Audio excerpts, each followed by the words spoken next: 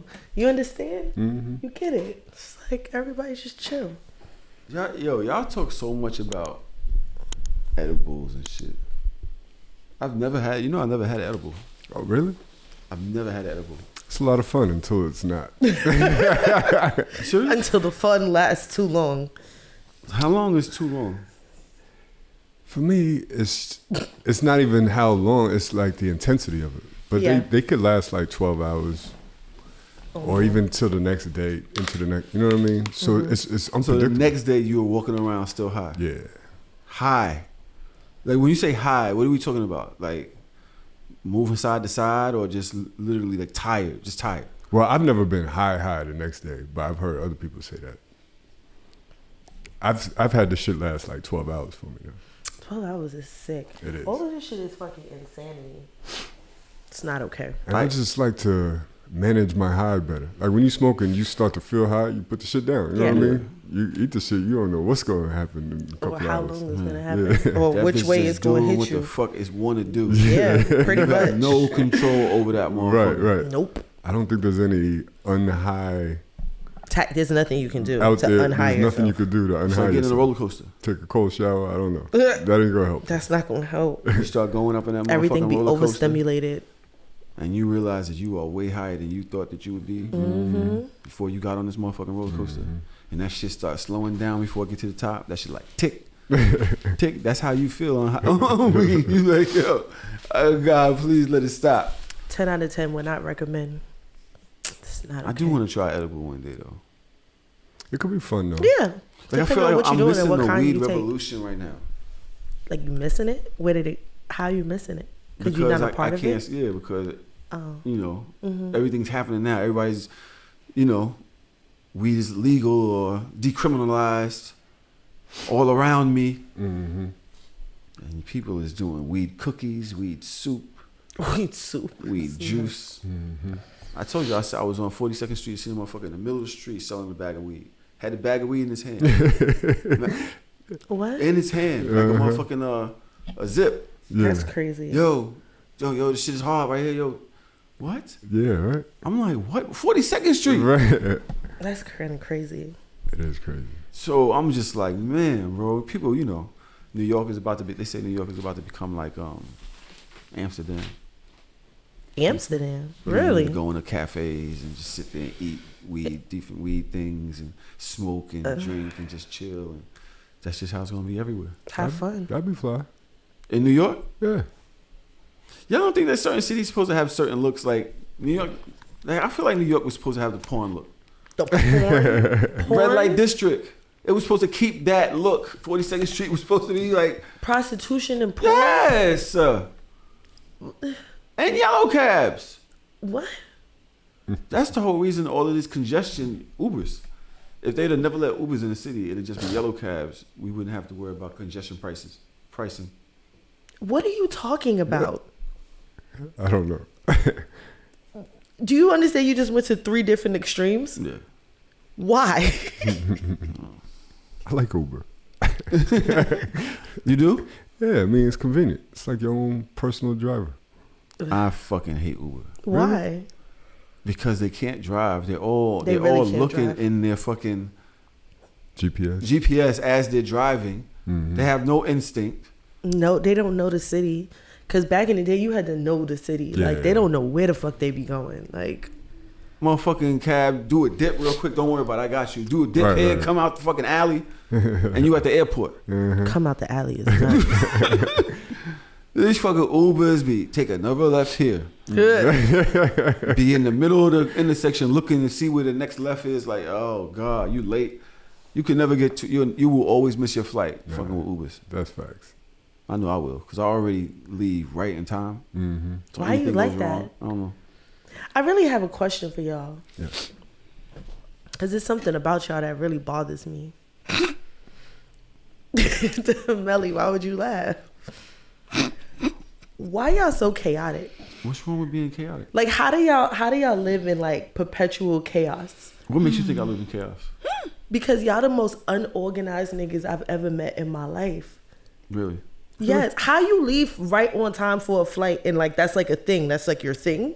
I don't miss That's flights. chaotic though. I don't miss flights. But you're rushing. Okay. But I don't miss flights. I also have clear. Mm-hmm. Everybody has clear. All right, so you walk through and you get to Not the flight. everybody. You don't have clear? I have clear. Everybody in this room has clear then. Okay. That's everybody Okay. in the world. And I don't miss flights. Do you miss flights? No, I've never missed a flight in my life. All right. So what's wrong with me showing up on time for the fucking flight? When I show up, the shit is boarding. And it like no party that's like in your brain is like that's just chaotic. Did it again. Mm-hmm. That's how y'all live. Y'all live like Did this. it again. Yeah, you started talking about calendars last week in the group chat. Oh, No, because I don't live so understand y'all. Like, chaotic. why y'all don't have calendars? I have a calendar. What do you mean? Where? Where is it? On my phone. What do you mean? All right, do you use it? Yeah, I do. So why is it not aligned? This Is it me, Melly? No. So, all right. you. It's Pertaining to the definitely- podcast, a lot of the times the calendar won't really help because shit pops up last minute for us. See, exactly. Like, and it's not wait, me. what? It's y'all. Like, how does shit continuously pop up last minute because y'all not organized? Well, like when I was sick last week. Yeah, that's different. You You know, sick. there was a death, and things like that. You can't. It's not my calendar. No, it's not gonna be in your calendar. But those are not everyday occurrences, though. So that's what I mean. Like that's the majority of what affects our recording Deaths and sickness. calendar. Just not. Yo, she Things was that not you here can't for 2 plan weeks for. just now. But I planned for that. I said that months in advance. So, I but- plan to not be here. I'm always here. So why is my calendar chaotic? If I'm the one always here, You live here. You're not always here. I don't 'Cause always you- want to be here. Sometimes I want to be like, yo, I'm not gonna be recording for 2 weeks. Y'all That's take care of fine. it. All right, I'm not gonna be here for the next 2 weeks. Me either. See, see. I just made that up. But this is the thing. Why are you worried about how we do our calendars? Why are you worried about how I do my calendar? My shit's fine. I get to the airport on fine. I get there when I get there. I get to work when I get there. I don't throw people off. Yo, I've only missed flights when I was already at the airport early. We talking about flight. That's when I missed flights. I don't think she's talking about flights, y'all. Yo, Like, I'm I fucking don't think that's saying- the- No, but you're Like talking about getting to the airport the early. sole I'm Like, talking about purpose. getting to the airport. How you miss of a the flight when you at the topic. airport early? well, one time I had too much time on my hands, and went to get drinks. I'm at another terminal. You know what I mean? I'm hanging out with my friends that had earlier flights, and fuck around, missed my flight, trying to get back to my terminal. And then another time, similar story. This was like years ago, though. This is years ago, before I knew that the flights leave or the doors close 15 minutes before the flight. You know what I Before you mean? knew that. You think you got an 8 o'clock flight, like, I'll roll up at 7:50. Like, nah, doors is already closed. You know what I mean? I learned the hard way. This was like 15 years ago. You know what I mean? So, but I ain't never missed no flights. I'm like Tahoe.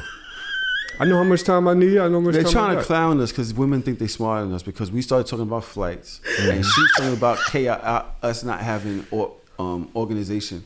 But I'm this talking is about just how your women do. day-to-day life, and y'all niggas we don't know. Y'all really want to make thing a. about But he said he doesn't. flights. But what is so chaotic to you about us and the way we live? This is what I was asking. What is it? It's like things consistently randomly pop up for y'all. And I don't understand the habitual randomness. What's the last Like that's random thing chaos. that popped up for me? You didn't know that your kids had practice. No, that literally just happened. That place that doesn't happen all the time. I just No, Sorry. the way they do the practice is very like last minute. It's like, oh, they set it up and they send it out. There's no scheduled day. I just said that.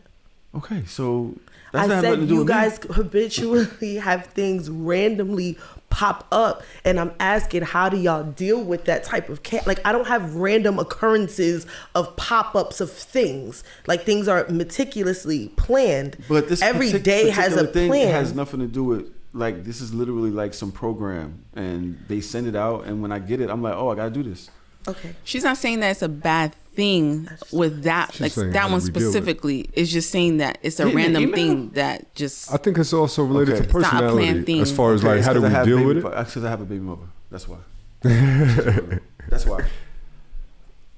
I've gotten used to things popping up at the last minute and not just having to do it.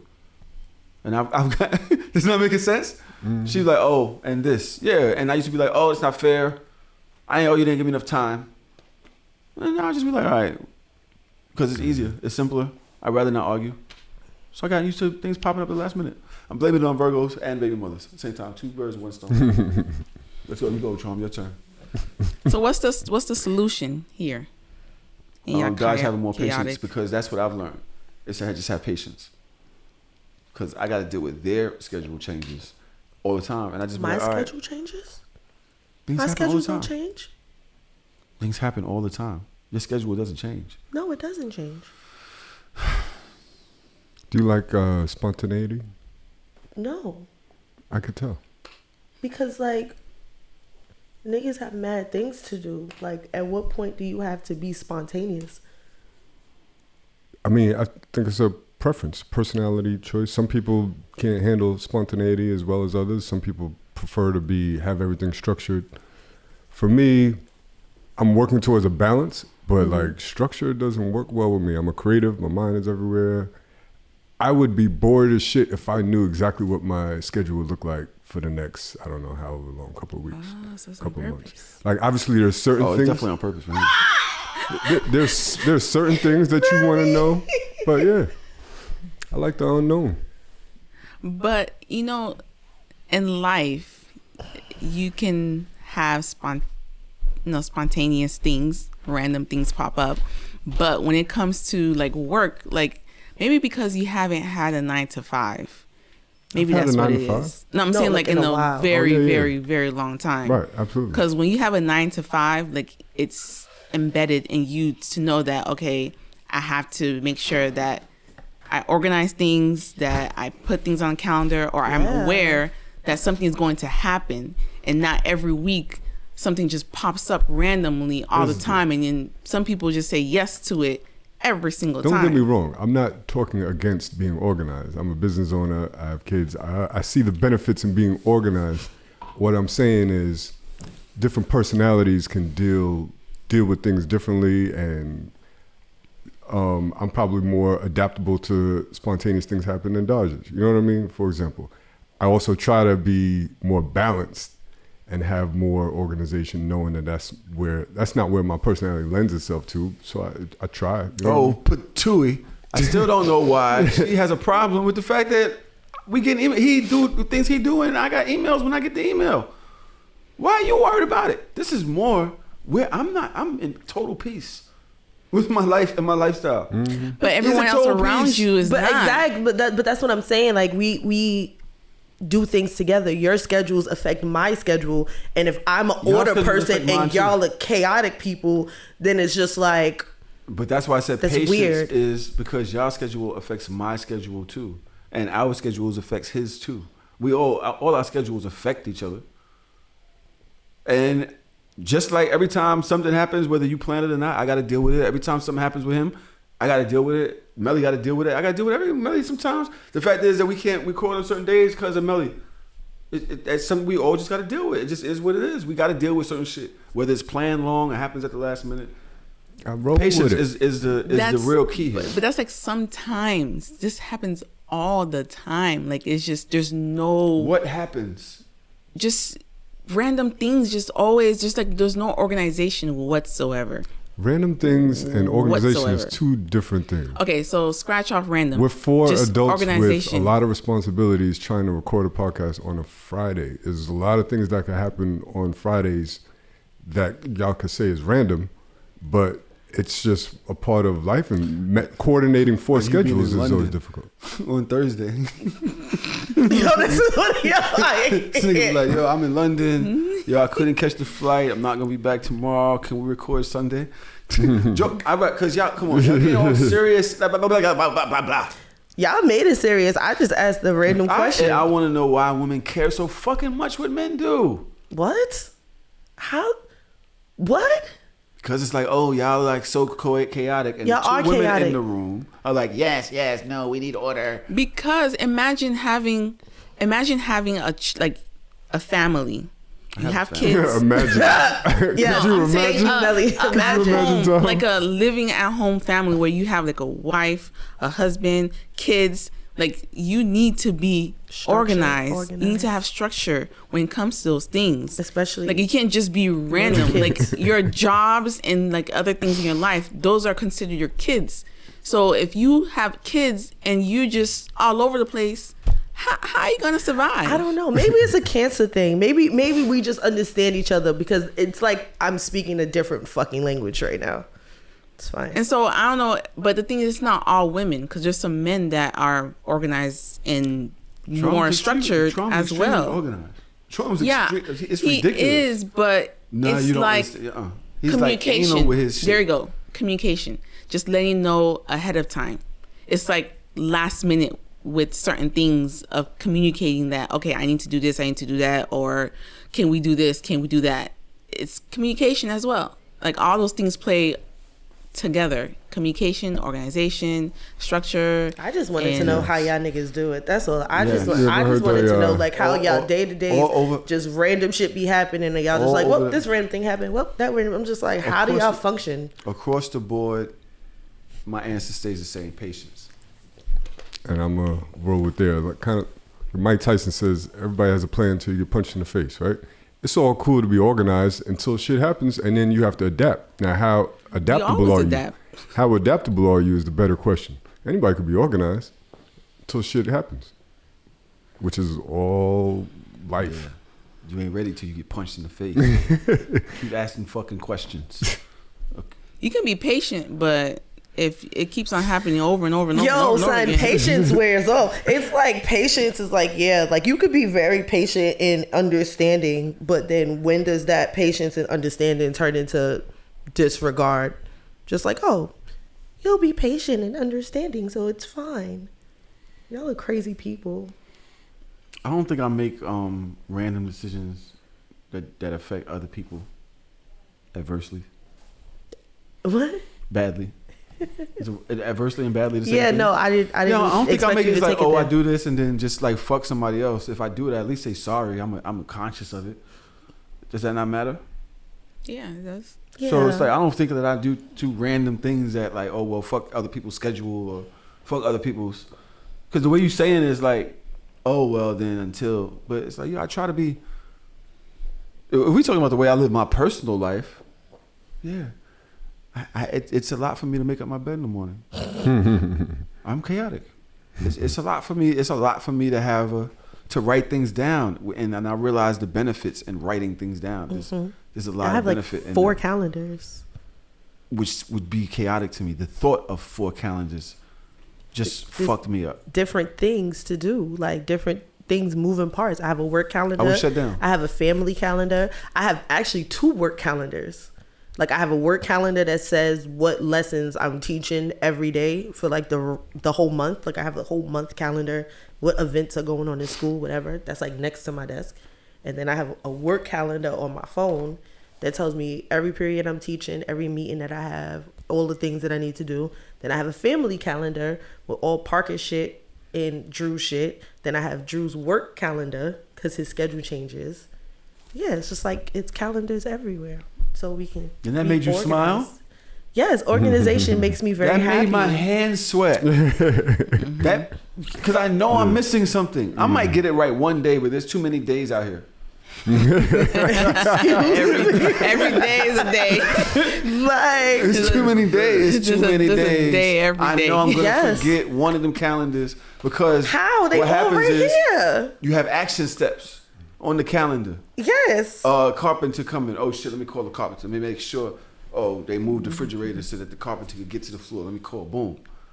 Oh shit, the nigga with the refrigerator is supposed to do that. Fuck, I didn't call that. Boom. Now So I'm many trying to handle pieces. those things. I didn't even get to the other 3 calendars because I'm working on this shit. And they all color coded too. It's too many fucking calendars and it's too many fucking days. I couldn't do it. I have the way this that Understandable. shameless calendar attached too. Understandable. You understand what I'm saying? So that the way that you live and the way that you do your thing, It's different than others. that's you. Mhm. Doesn't work for me. Yeah, and I was just the question was how, like Yeah, how do you 'cause- maneuver in that type of space? Yeah, like I does don't. It just everything work for you well? Because you said like, you know, you always make it to the airport, which is great. But everything else in your life, does it work well? The fact that you don't have things written down and stuff like that, does it work well for you? It's disorganized confusion. It's organized confusion. Organized chaos? Yeah, basically that. So yeah, it could be much better. It's much better when I do like Adderalls and shit like that. Why you say do Adderalls like it was like coke? Like it's like prescribed drug. Like take your Adderall. That's how it feels. So when I do those things and I'm like up and I'm like folding clothes and you know what I'm saying, oh shit, let me take this time to do this. And because I noticed like today, right, I went to cook something and there was 2 pairs of sneakers on the floor. So I went cracked the egg, I put it in the thing, and I seen the sneakers on the floor, and I went put the egg in the garbage and grabbed the sneakers off the floor, put the sneakers in my bedroom, and I'm like, yeah, a lot of women. There's something wrong with you. You women could do not that finish making the fucking French toast batter without getting distracted and going to do something completely different. I feel like it's not complete distraction. It's just that, okay, this needs to get done too. All right, so since it's in my vision at the moment, let me grab that. And then once you'll never complete any assignment because you're constantly going to be able to be bouncing because now you done put the shoes in the room and then you realize that the fucking water's running. So now you got to go turn the water off and then you realize, oh shit, I didn't brush my teeth yet. So now I'm brushing my teeth. Then you about to walk like that's that chaotic shit. That's how my brain is bouncing all the time. Story of my life. That's why it's hard to work from home. Just going to the bathroom, from my desk to the bathroom, a million shit could happen. And I'm off track automatically. You know what I mean? Oh no, I'm going to the bathroom. I'm gonna make it to the bathroom. By the time I'm on my way back, I got distracted. Like, oh, you see all kinds of shit, taking out the trash in the middle of the day. Like, I don't got to do this now. And that's so fucking crazy because I plan my days like even when I'm in the house. Like I know I'm gonna wake up. Then I'm going to do this. Then I'm going to do that. Then I'm going to do that. Like my brain is constantly like, all right, what's the next step? And I'm not going to let anything distract me from the next step. If I said the next step is I'm going to go clean the bathroom, nothing else can distract me from doing that next step until I do something else. See, I'm different. Like I'm very organized. I'll have like a list of things, but like Tahoe and Traum, I will get distracted along the way doing that thing. I will be answering email. Like, oh, I remember this. So I'll go to Instagram, check the Instagram messages, and I'm like, oh shit, okay, I was supposed to go back to the email. Go back to the email. Child. But it's all organized. Yeah. It's just like I have to finish a task when I see it at the moment while I'm doing different tasks. Yo, Drew says all the time, like I'll leave something in a spot and it will never move from that spot until I'm ready to move it. That's so like amazing. Let's say I put my perfume on as I'm walking out the house and I put my perfume on the counter. That perfume is going to stay on the counter until the day I decide that I'm cleaning the counter. Then I move everything because I already have other shit planned in my head. Like I'm not going to get deviated from what I'm about to do something else small because then I'll never get anything done. That's a good way of living. You know, Melly, you had me fucked up this weekend. Oh, shit. What did I do? Nothing on purpose. You just fucked me up. Fucking, because Dodge talking about her thing on the counter and it'll just be there. I had something that needed to be in, piece of paperwork that needed to be in by Monday. I think Monday is the 20th. This is Friday at 4:52. And I'm not sure if this company is open on the weekends. I'm walking around like I know I had this piece of paper. It was right here. Right here. And I was walking around like, I started thinking because I'm like, yo, I'm about to miss this paper. I'm about to miss this deadline. And I'm like, yo, there needs to be a thing, a place for things that I need right now. Like I need a place where it's like, I know I'm going to need this right now one day. Right now, one day is crazy. And that's exactly what happened in my brain when I said it to myself. Because I was like, you're going to have a dresser over there. Like, there's going to be so many things that's supposed to be like right one now. day that you'll grab. A pair of sneakers. Part of my, if y'all see my arm moving like all funny and shit. Like a Did you see that? That was crazy. That was crazy. My arm doesn't move still because I have to have a surgery. And so you see me trying to do things with it. I can move it here. Like I know exactly. That is crazy that you laughing at that. Because you went completely off. You just changed. Oh, what, my ADD thing again? Yeah. So what you were saying? I don't remember. I often have to ask, what was I saying? You was talking about finding a place to put all of the things that you're gonna need one day. Because I messed up your plan because you had something. I'm looking, and I start thinking, back to that, and I'm like, yo, at some point you're not gonna need air tags. Because I always think about the things that we have, the technology that we have right now. I'm going off another tangent. Yeah. But it's like, all right, this circular metallic thing that you put on your keychain so that you can find your keys. Yes. Or whatever. In 10 years, we're not going to need this. Who, me? Yeah, you. I was like, you're going to be able to scan things that you're going to know that you're going to need one day. Like a robot? AI? Like air tags. Like GPS. You're going to be able to scan it with your phone. But then I was like, damn, that means you can scan people and you can find them. So that means you can't do that. And then I found a piece of paper in the room. You folded it up and put it in the room. I did? Yeah. You folded it up and you put it against the wall in the middle of no fucking where. No other paperwork. Was it that paper that had a bunch... Oh shit, never mind, I can't say that. Right. You folded it up and you put it in there by itself for no fucking reason. Oh, I can't. What's right. I know what it had. No, so and I don't understand why you would put it there. No, because it had something. If it's the paper that I think it is, because it was laying flat, it was on the desk already, right? I don't know. Because if it's that piece of paper, it had other stuff on the paper, and I'm like, this probably shouldn't be out. It was like as if like it was trash. Like it wasn't an important paper because there was something on the paper. So then why'd you fold it up and put it in No, like you would think that it was trash. It wasn't, though. But it wasn't trash. That's why I knew it wasn't trash. But it just had stuff on it that I just knew I could have just folded because it wasn't important. But this is my issue with this whole story. How long you knew what the deadline was? I just got that paper this month, and I knew I had to the end of the month. And there's the chaos you're talking about. And you waited to the end of the month till Friday until it 4:52. Yeah.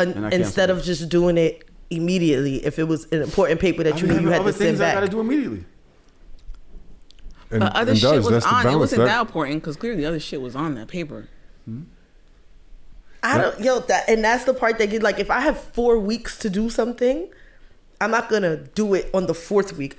If I even wait, I'm gonna do it like on the 2nd week. But that's you. And that's what we're talking. We're talking about the understanding of how you live in chaos, because you wait till the Friday before it's due, and now you're running around the house like, where's this paper? Do I look stressed? No. But at the moment, you'd be stressed. But Dodge, I'm sure you can understand. Because you moved the paper.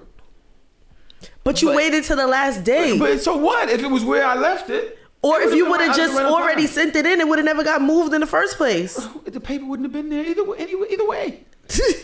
Go ahead, Traum. I was saying, like, sometimes, to Dodge's point, sometimes we procrastinate because you don't want to distract yourself. Like, if you put your perfume on the counter, you know you're not going to touch that until you move the counter. Because if you so it's good procrastination, because you'll start cleaning shit that isn't meant to be cleaned in the moment, right?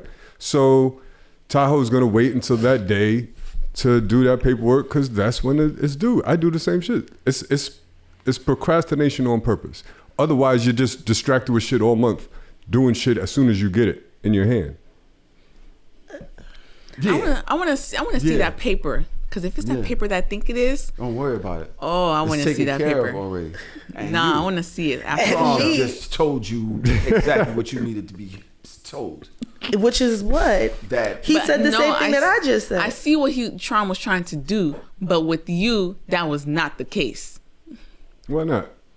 Because that was not in his mind to say, okay, I know if I do this, if I save this paper, I put this right here, I will remember later on that I need to do it. No, he was just like, okay, I'm just going to throw this paper here. And then later on, when he needs it and remembers that he needs to do this task, he's going to go and look for it. And then when he realize that, okay, damn, it's not there anymore. It's not where I threw it. What happened? And that's It's no not fucking where I crazy. threw it. But I said, Even if I just threw it, I threw it and I went to where I threw it and it was there. So what the fuck is you? It's just you. But you have to realize that It's not this me. is no, you're this the is- She problem. literally just said he went back to where he threw it. He's like, oh, it's not there anymore. Yeah. Exactly. Whether you put it there, whether you organize it there, whether it was placed there. Sick. I went to where it was placed, organized, or put, and it was not there anymore no, because you moved just it. you just threw it there.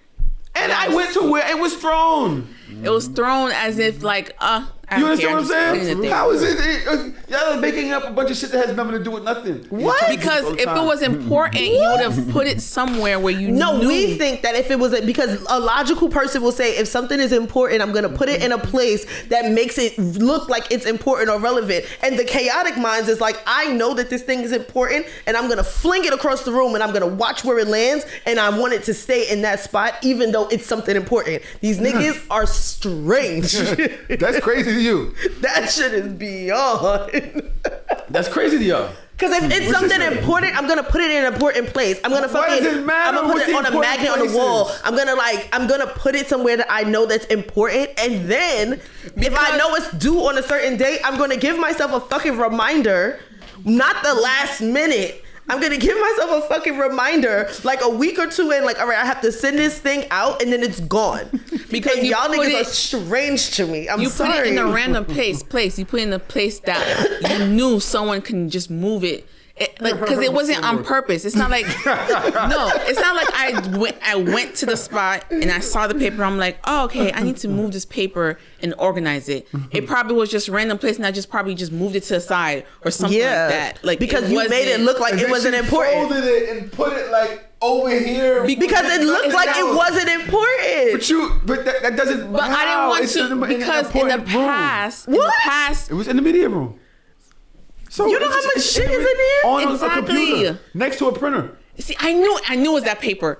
Cause if I was able to say exactly what was on that paper, y'all would have been like, "Ah, shit." So Text it what? to us. Carmelli is right. what? Text it to us. I need to know. No. I'm Text going it to to. me. What?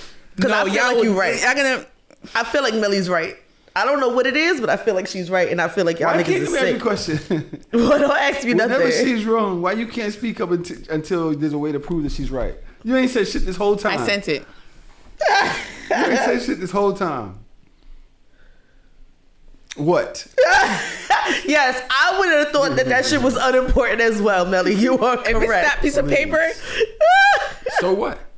Oh, so now it's so what? you see, I knew Sounds because important to me. I've learned my lesson. Because multiple times where I will fix and organize something, and you will be like, why did you move this? Why did you do that? So now, whenever I see something, I put exactly where I found it. Okay, except for this one piece of paper. Because it looked like it was trash. So why didn't she throw it out then? Because why I am I wanna throwing your throw papers away out? things anymore So then because just you put will it have a someplace that problem. it would not be found. Someplace where it looked unimportant. What's the difference? I'm with you, Melly. You're absolutely right. This like is- 100%. I knew it was I'm that with you, paper. Tahoe. I get it. No, you're not. You just with him just to be against Bro, us there's because you literally hate a us. stack of paperwork Yeah. that she has no idea what to do with a foot away Nah. from it. There's a stack I of would've did paperwork. the If you just same turn to the thing. left, there's a stack of paperwork, which I went through twice. By the way, went through looking for this piece of paper. And do y'all see that stack right there? Yo, that shit has been pissing me off since so I would got you here. take it and just throw it away? I But don't. I but literally why won't you move just it. put them somewhere where you know you're gonna need them? Right now they look like trash. They look like they can go in the garbage. I don't know where they are right now. They could be. You see? That's not up for none of y'all to say or move or do something with. I'm And not that's the doing reason why anything. I Every didn't time I throw it look at away. it, I just literally move it to the side. tense up a little That's bit. all I did. So, Move it to the side. this is, like I said, right? I'm going to switch the topic right now because we're not going nowhere. Yeah, because y'all Because y'all women never can gonna never- change. They're Shaking gonna their stay Could right never there. admit when they're wrong. Who's or when anybody wrong? else has a point. We're not saying y'all wrong. No, we're saying y'all wrong. I'm exactly That's what are you crazy. talking about? Yeah. What are you talking, like I'm meant to talk about y'all, and you're talking about we're But- not saying you're wrong. I'm talking about y'all. We're not wrong. There is no wrong here. I'm Yeah. moving the paper and putting it in a place where it did not. There's no reason for. I it to be literally, there. and the thing is, it wasn't That's like taking a even paper 1 and feet just away. putting it It was inside probably the a few inches away Melly, from where it you don't was. have to defend yourself. You'll He's never find it tweaking here. right now. A How? few inches. I moved it to the It side, wasn't at 3 inches. but it was in the same vicinity, right? Yeah. but folded up and put behind a fucking. I honestly didn't purposely like put it behind there. I just know you because didn't. I moved it out the way because I had to wasn't where it put was- something it was. else in that spot. All right. Anyway, This is some sick ass shit. like I said,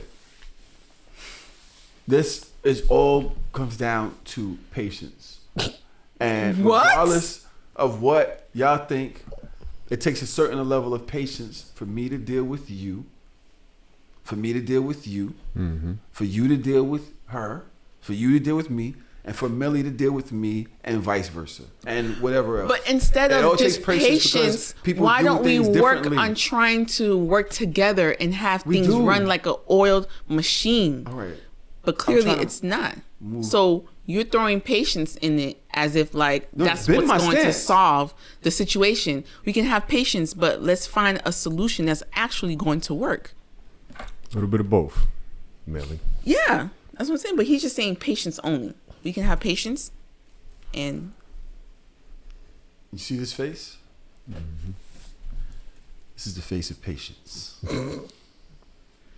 you see this face? No. A face There's of no a camera lot on you. of patience. So, no, nobody sees that face. Y'all three do. No camera on you. But the three important people that's in the room, they see the face. No. I have nothing to say. Listen, Listen. back to my patience point. And I would think that Dodge would understand patience because she's a teacher. I think Traum, being that you are a teacher and you're creative, you would understand it, right? And so, in having this conversation, she over there ready to fire some more. Look, she can't stop. And listening to us have this conversation, I thought of this clip. I didn't really, you just couldn't. Let me send it to y'all. I don't know what Cause y'all I talking knew I about. wasn't bugging. You were not bugging, friend. I thought, Patience. when thinking about you two and patience and being teachers, I thought that this clip would resonate. Let's go. I'm calling out all the parents. If you're a parent and your child is in pre-K to elementary school to high school, I'm calling you out. The children today, I have never experienced, and I'm 22. Having to teach and work with you guys as children has been the most traumatic experience of my life. I teach 5-year-olds ballet. 5-year-old girls ballet. I have a class of 10 students. They don't respect any authority. You ask them, can you stand in your designated spot? They're telling you no and shut up. They're throwing things at each other. They're throwing things at other people, other classmates. You say, can everybody sit in their spot? I don't want to. I'm not doing that. You don't get to tell me what to do. You're not my mom. You confront the parent. The parent tries to argue with you and fuss at you because you tried to reprimand and redirect their kid. I told a young little girl, please sit in your spot. You're not my mom. You don't tell me what to do. Okay. When her mom came to pick her up, I said, hey, your daughter's having a hard time following instructions. And 7 times today I've had to redirect her to just sit in her spot. Well, clearly she didn't want to sit. And mind you, this is a mom. Clearly she didn't want to sit right there. So, I mean, if she's telling you she don't want to do something, why keep asking her to do it? You know she's not going to do it. What world do we live in? Like, what in you guys' brain as a parent says, my kid not following any directions is a great thing. It's not that serious, and y'all don't have a right to tell her what to do. It's sad. It's sad. It's really, really sad. And another thing that's heart-wrenching is horrifying. Yes, it is horrifying. Your 5-year-old daughters are asking to listen to Pound Town and Ski Yee. Ski. Your 5-year-old daughters are asking, can we hear Pound Town? I'm playing them Princess Tiana ballet music. And they are asking me, can we hear Pound?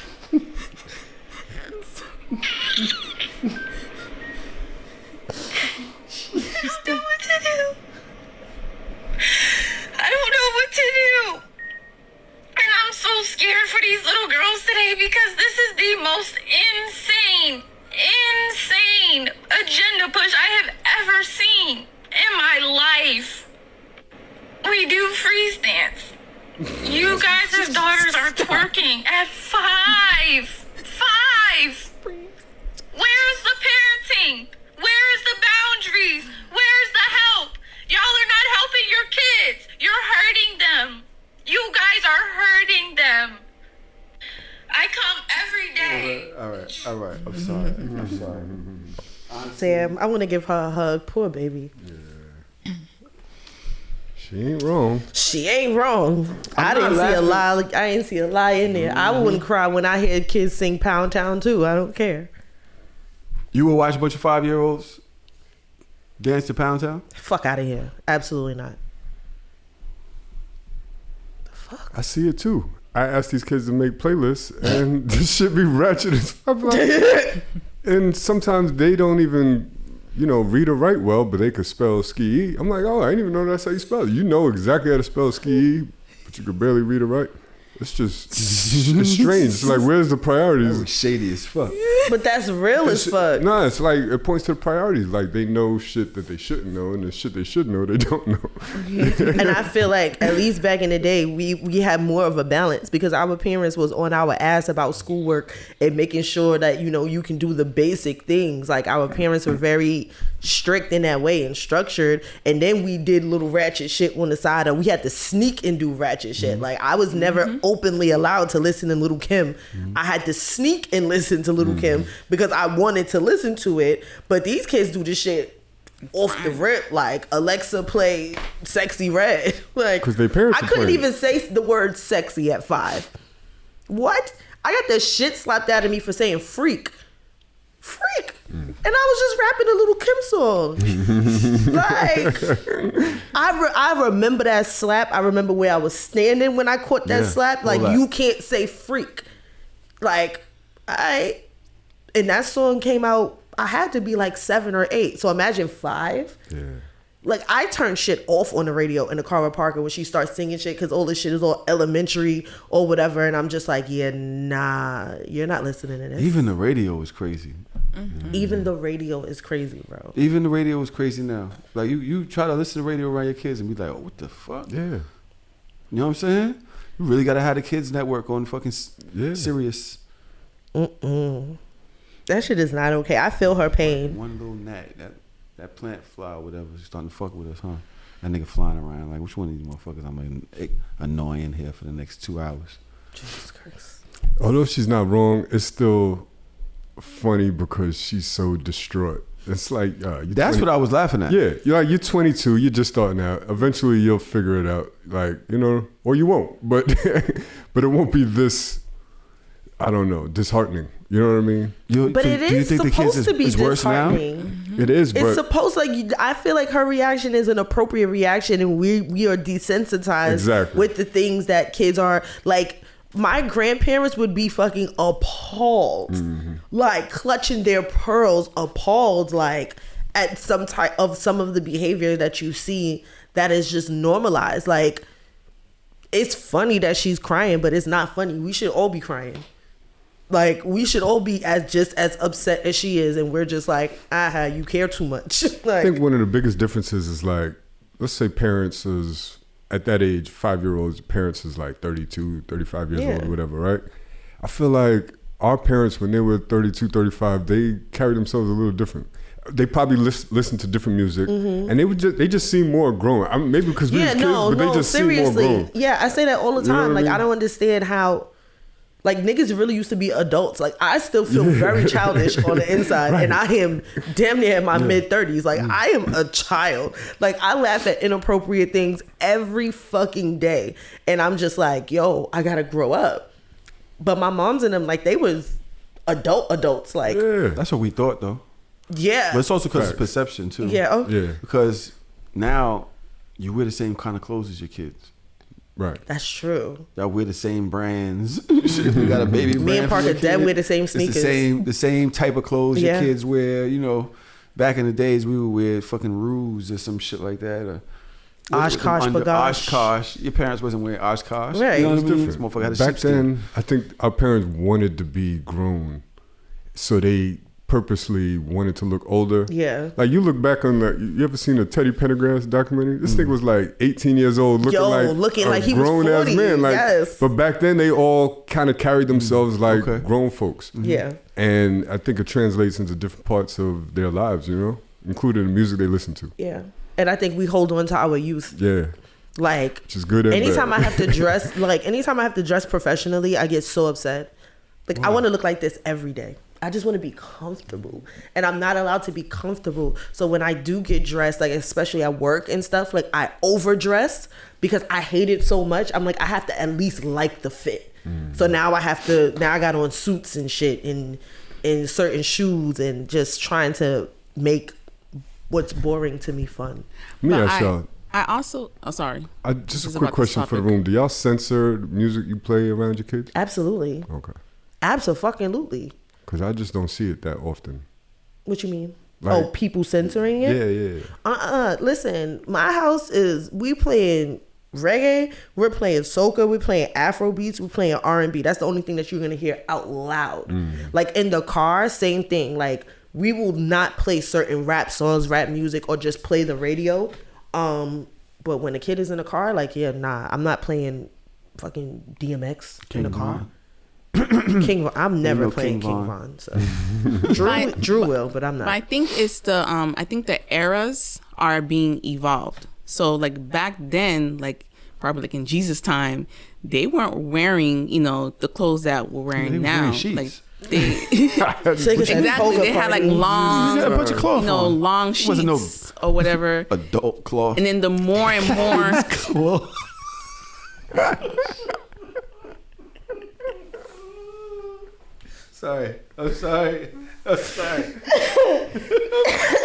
sorry. Go ahead.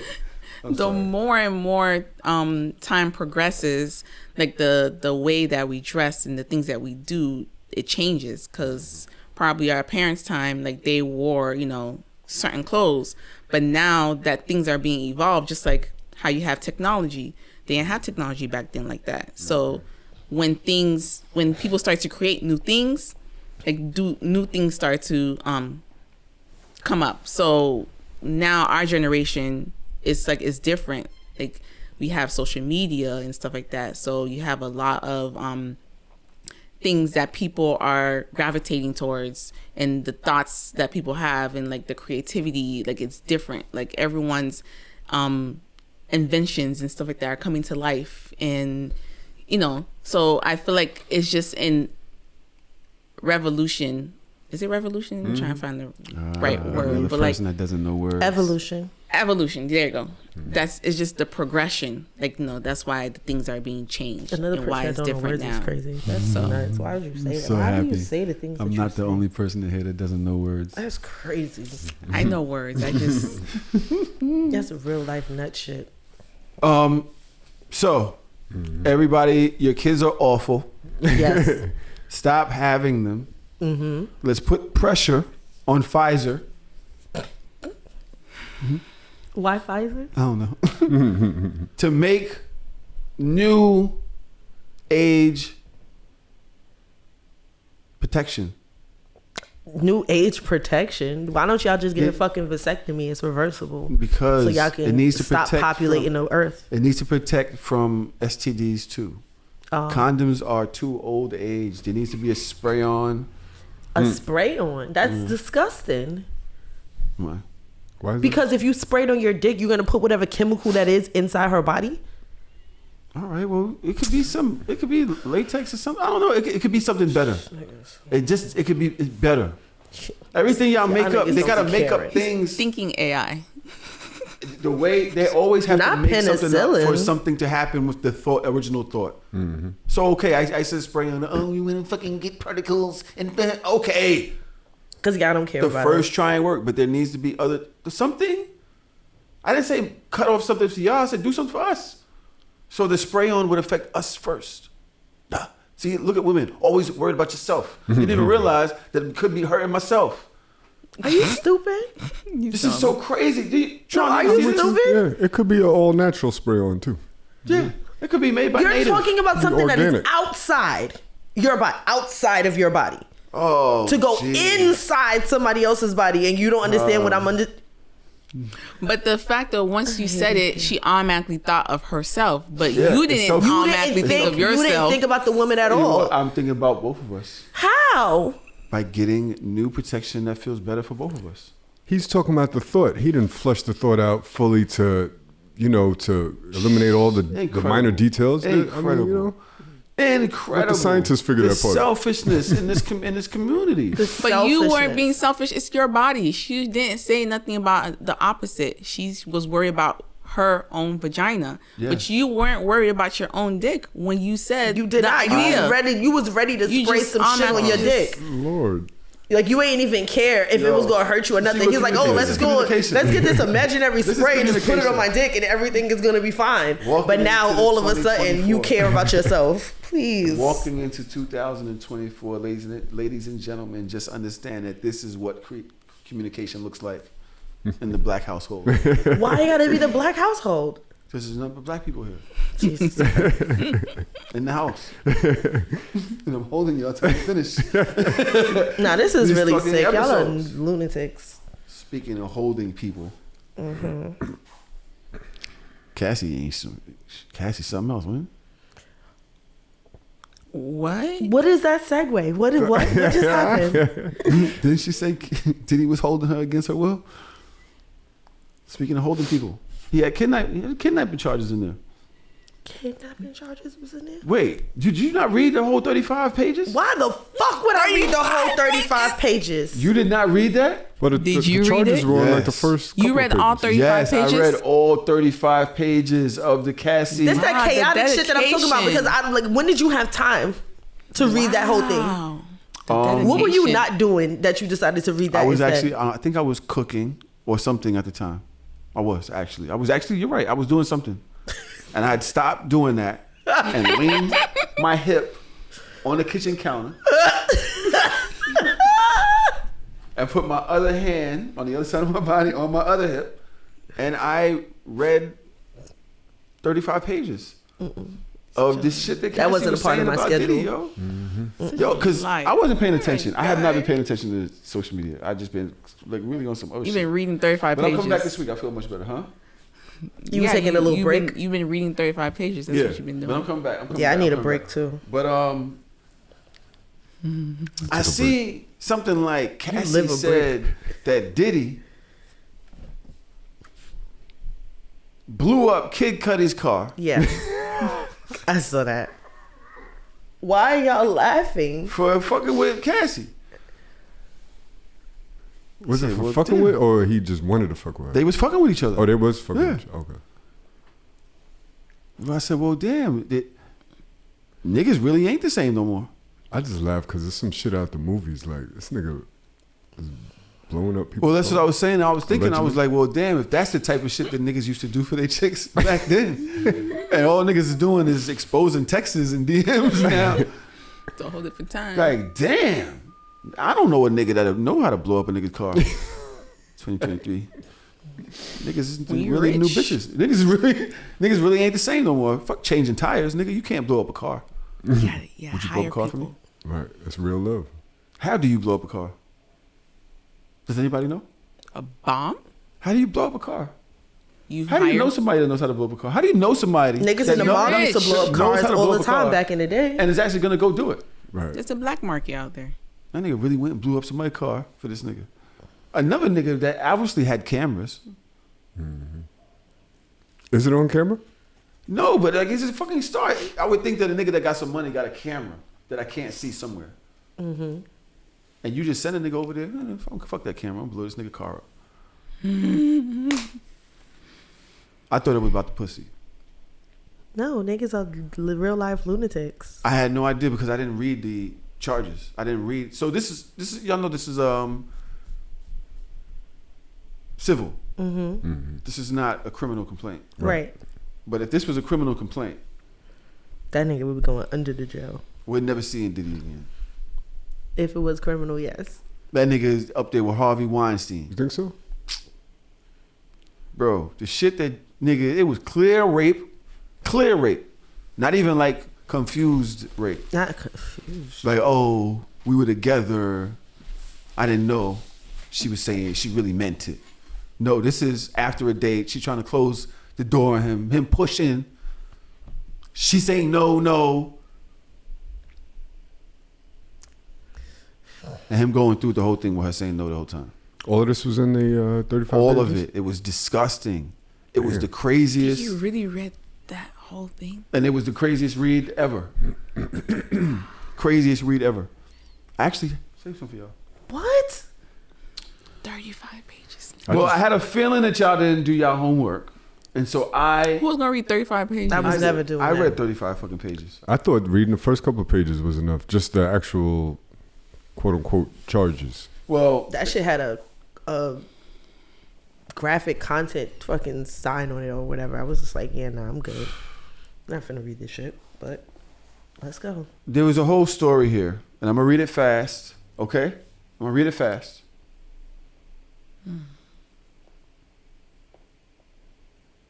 On a spiritual word, there was a whole story. So I'm going to read it, and then it goes into the indictment, not the whole 35 pages, which I do still have. If y'all want to hear that too. No. A few years into Miss Ventura, that's Cassie's relationship with Mr. Combs, the suit says he began coercing her to engage in a fantasy of his called voyeurism, in which she was directed to have sex with a succession of male prostitutes while Mr. Combs watched, masturbated, took pictures, and shot video. According to the suit, Mr. Combs called these encounters freak-offs, which involved costumes like masquerade mask and lingerie. At this point, I was like, she sound lit. Oh my gosh. Yeah, I immediately thought about the kink shows. I'm like, I mean, if she with it, as long as there's consent involved. Right, if she with it. This sounds lit. Yeah, it is consent. As long as it, right? This sounds like a freak offs. That's what they call them. We call them play parties. Except there was no other chicks there. It was just a bunch of male prostitutes and Cassie. Jesus fucking Christ. Which I at least hope they ordered other women, not just male prostitutes. Because she's telling a story, right? So the story is, there had to be other women there. Had to, you know? Why had to? Because this is not crazy. That's not. Yeah, that's why. Yes, yeah. But she didn't insinuate that he did anything with them. So this is why. He didn't insinuate that he did anything with the male prostitutes. It literally was just her. Okay. So if she was trying to make it bad, she would have said, you know what I mean? That he was fucking them too. Right. I got you. And hence why she did not mention there was other women there either. She just made it as bad as it looked for her.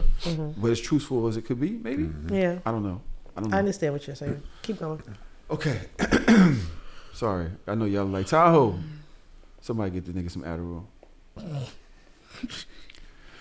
These continued for years, taking place at a high-end hotels across the U.S. and in Mr. Combs' homes. The suit says that he instructed Miss Cassie to search the websites of escort services to procure male sex workers. Drugs were supplied at these events, which, oh my God, my lips so dry. Because they allowed her to disassociate. Oh, drugs were supplied, which she says she took because they allowed her to disassociate from these horrific encounters. I don't like the sound of that. Because they saying that Diddy met her when she was 19 and he was 37. And from there began to pursue her into some sort of romantic thing, owning all her shit. Hold on. Dang, that was a long time ago. Yeah. Hold on. So, And now this is happening? that's what a lot of people are saying, Melly. Hold on. See? Look at Melly. Melly love... Melly love having being the people's champion. Child. Because they was cursing people out for saying that. And one example, the suit says that during a freak off at Los Angeles hotel in 2016, intoxicated Mr. Combs punched Cassie in the face, giving her a black eye. He fell asleep and she tried to leave the room. Mr. Combs woke up and followed her into the hallway. We threw glass vases at her. Blah, blah, blah, blah. I paid hotel $50,000 for the footage. The court filing says that in 2018, after Mr. Combs and Cassie met for dinner, he forced himself into her apartment and raped her while she repeatedly said no and tried to push him away. After that, the suit says she left him for good, married her personal trainer, and had 2 kids. There's more here. I know it. I'm not stupid. Hold on.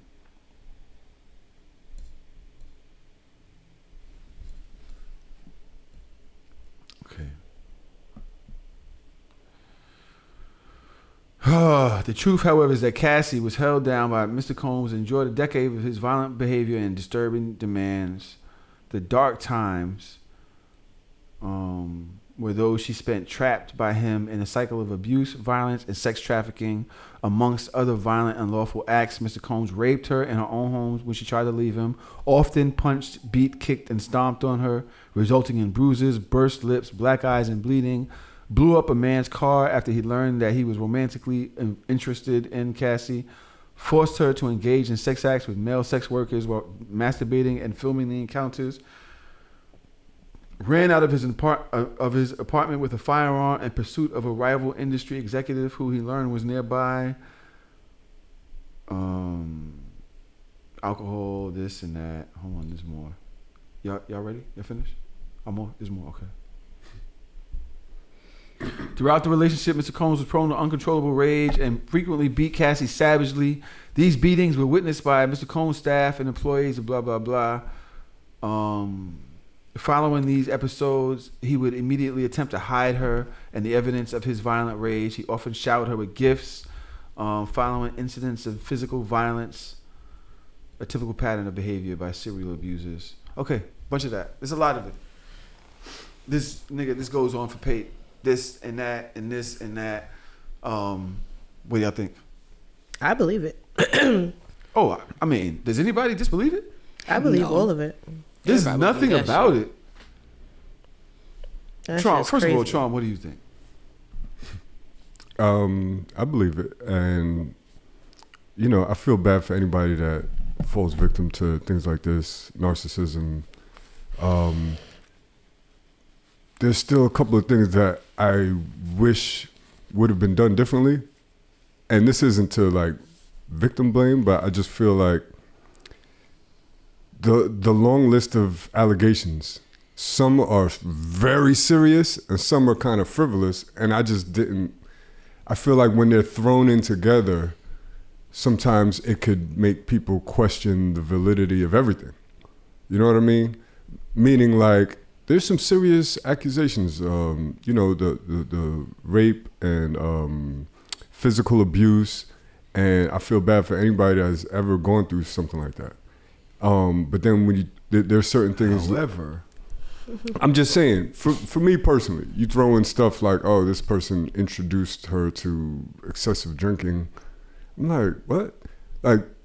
I just feel like that just sounds so frivolous compared to everything else.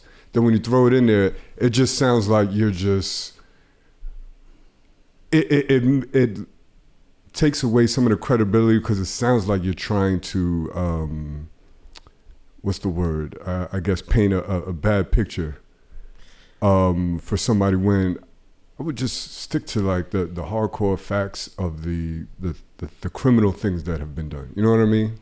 Mm-hmm. If there's been criminal acts that have been done, which is what's on the report, then I would leave off the shit that's kind of easily arguable. You know what I mean? It kind of weakens the argument from the outside looking in. Again, I'm not saying it discredits her or and the other thing that I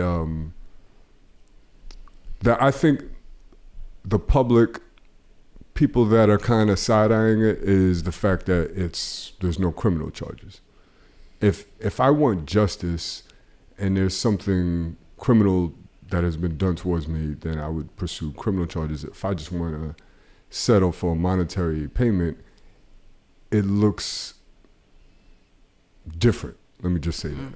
You know what I mean? Interesting. Mm-hmm. Melly, you also had something that you wanted to add. Well, I did. I was wondering, how come now she came up with how come now she's filed for this lawsuit, and why this is happening at the moment? Because I believe they were together for almost 10 years, from 2007 to around 2018, but they're saying that they were together on and off. So if all these things were happening, even though I'm not going to discredit that there are some people out there that are very manipulative. So I don't want to say like, okay, why didn't she like leave before? And then the time when she did leave, how come she didn't like file for these lawsuits or, say anything back then? I'm just wondering like why now at this moment in 2023. So I'm just very curious as to why at the moment she's bringing that up and not back then. Your world, Dosh. Nah, y'all is nut ass people. Everybody's crazy. I can't. No, but I'm not saying that she's, it didn't happen for real. It's like what, like for him to have a hold on her like that, like, damn, like this man is like very, like, Can I beware. give some, I don't know if Dodge is preparing to speak, or can I give y'all some background that I recall? Yeah. It isn't going to be to the T. Mm-hmm. They met when she was 19 in the industry. She had a boyfriend at the time. Diddy, over a course of the next year, basically became her only outlet for any type of anything as regarding her brand, what she wore, where she went. Like he would show up places where she was at, like, yo, what the fuck is you doing here? Go home. Before they even was in a romantic relationship. Mm-hmm. Right? He really started doing shit like inviting her on places where it was a group setting, but then when she would bring her dude, there would be a problem. Like, so he was like forcing her dude away. You know what I'm saying? And doing stuff. I believe her dude, I don't want to say he shot himself in the head. I don't know if it's the same article. Somebody killed themselves out there, and I was reading about it. I'm not sure if it's the same article, but Diddy did a lot of shit where it was like controlling her brain and controlling everything about her. Matter of fact, y'all remember when she cut her hair off? Mm-hmm. Mm-hmm. Let me see if I can find this shit that motherfucking Young Jock said. This is Young Jock. What's up? The nigga Puff is on the goddamn, he on the shit, the bar where everybody perform at in front of the DJ and shit. And he going crazy. This bitch lit. You remember Scarface when that white woman was coming down the escalator? Yeah. He was in that man's house and he saw that man's wife and was like this. I was watching Puff. The nigga Puff was looking up there. He saw this white woman. It was bottles on bottles on bottles around her. It was lit. Puff jumped out. Me and Cassie sitting next to each other. My wife right here, Cassie right here. The nigga jumped off the bar, came over and said, yo, Cassie, tomorrow, I want you to shave the side of your head. And I was like, what the fuck kind of request is that? Now, we talking about Diddy and on a level of first reaching a billionaire, drugs, sex, power, all that power, revenge. All of that shit is around him. By the way, I'd have took Hove's route. I'd have much rather face Solange in the elevator than Cassie in the newspaper. Cassie in a newspaper went crazy. Is Puff, does he come, first of all, you talking about her being controlled by him, right? Mm-hmm. You was like, this is the next level to that. Like, so when I'm like, what the fuck? So when I look up there, this white woman side of her head was shaved, my nigga. And the bitch looked good with it. So I was looking at Cassie, I was like, well, I was like, you're not about to do that, are you? She said, well, I mean, whatever Sean wants, I'm gonna do. I was like, well, you make sure you send me a picture before you do that shit. So within like 2-3 days, she sent me a picture. I'm like, she done shaved her motherfucking head. I'm like, that shit look good. I ain't never. Yeah. She really like yo. Listen, this is not R. Kelly-ish. I mean, you gotta think about it. He was also, not only was he her lover, but he was also the executive producer of her music career. So, But she had 2 hits, at least something like that, right? It's Yeah. me and you. she had a few That's my joints. shit. She was fire. That one ass song went hard. That official girl. Is I it think you? that we conveniently leave a very important part of manipulation and abuse out, which is emotional abuse, and how that can linger and how it manifests through time and space. I think that it's unfair to only point out physical and sexual abuse when the mental abuse is kind of on the same level, if not even more important, because now you control how I move, what I think, like you have a control over what's right and what's wrong for me. And that's something that's harder to walk away from. So I think that when you said, Traum, talking about like these little minute details, I think those are very important, because if you can control such little aspects, understanding the abuse and the control of the bigger things, like that's where it lives in the smaller things. So if you can force me to drink when I don't want to drink, or you can force me to take drugs when I don't want to take drugs, then of course you can do more. And then you're talking about somebody, when you're talking about power and control, you're talking about somebody that's 20 years your senior, and you might look at them in a different way. And when you have that type of abuse, they cut you off from your friends, they cut you off from your family. So the only person that you can speak to, the only person that you can confide in becomes your abuser. So that in itself, it takes a long time. And I feel like for Melly, for your question, you got to heal to a certain point to even be able to have certain conversations or to relive or re-speak up trauma. So there's really like no time limit on when somebody can have that realization or regain the confidence and strength to go after a person that violated them, especially for that amount of time.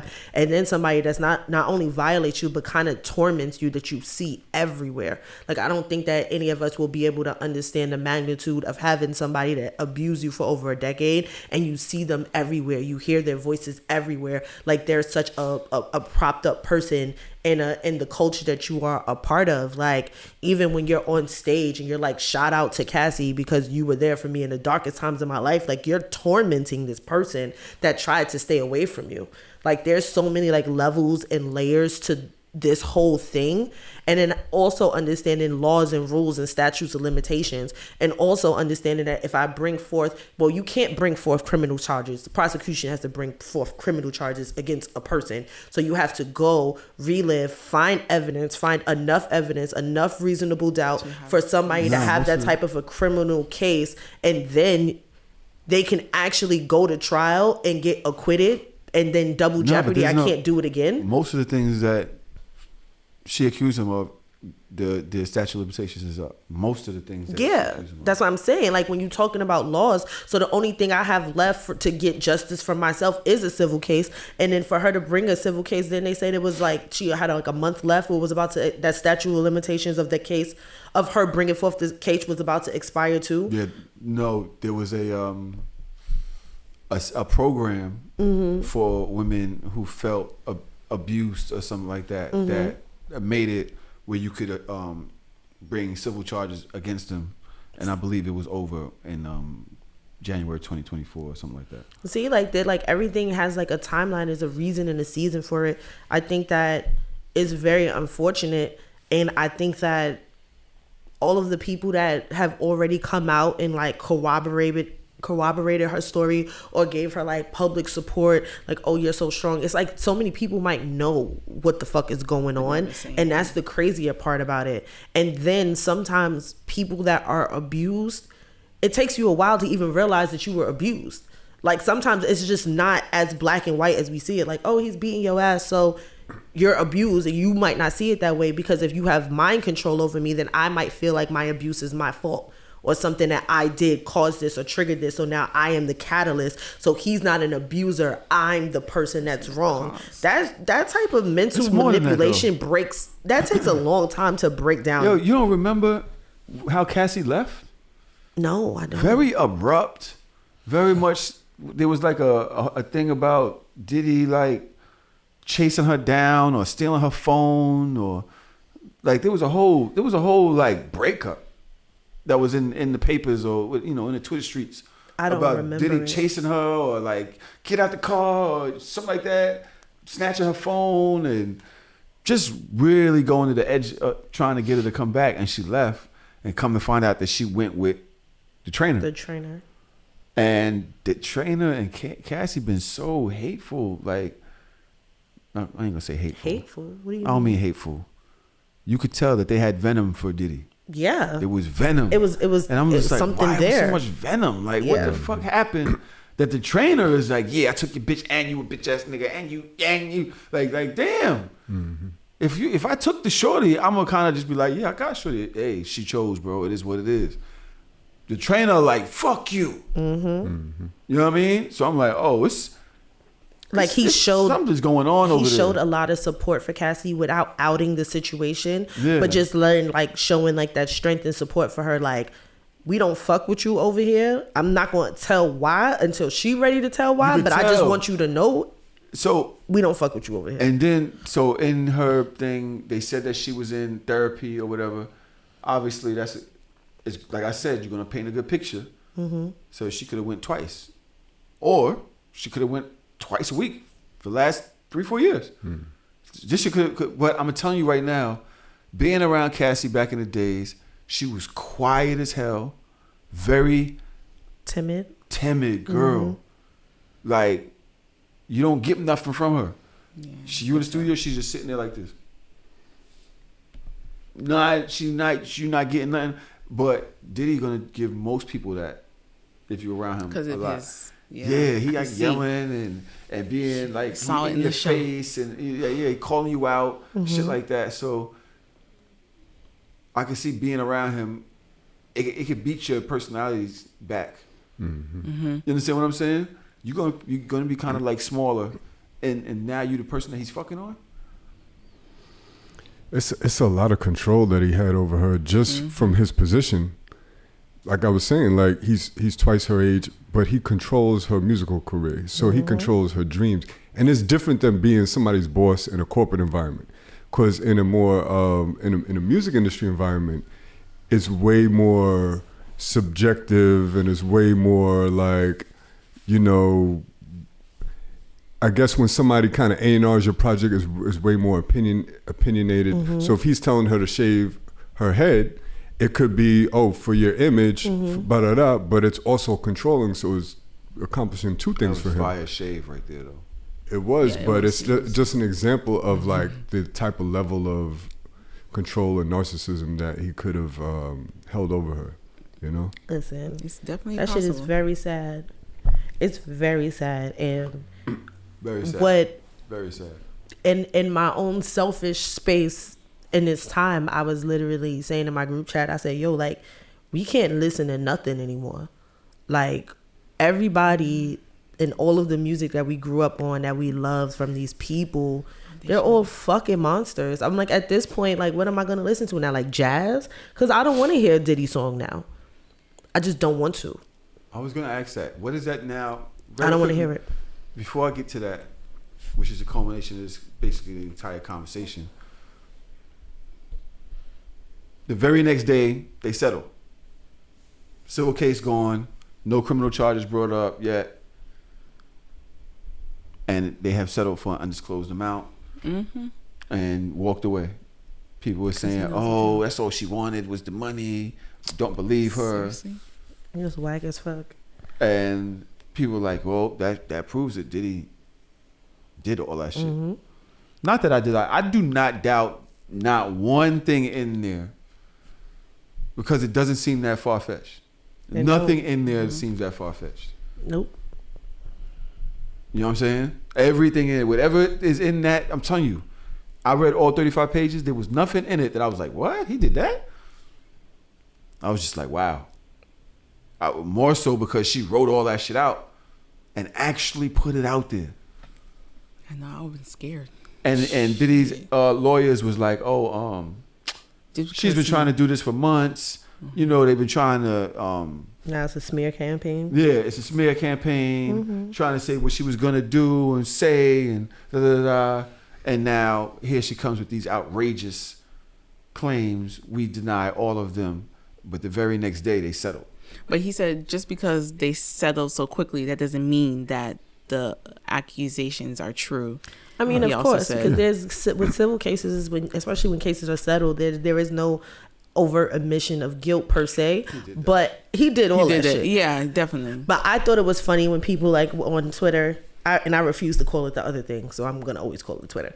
I'm not calling that shit. That I find it very interesting that people were like, "Yo, people have been asking for money for Diddy for years and decades for, you know, just work and contracts, and he never pays people. Like, they'll go decades like trying to get their publishing or whatever, and you settled in 24 hours. Like, whatever they said you did that shit. Because this is somebody that's used to dragging things out. But I think that he understands.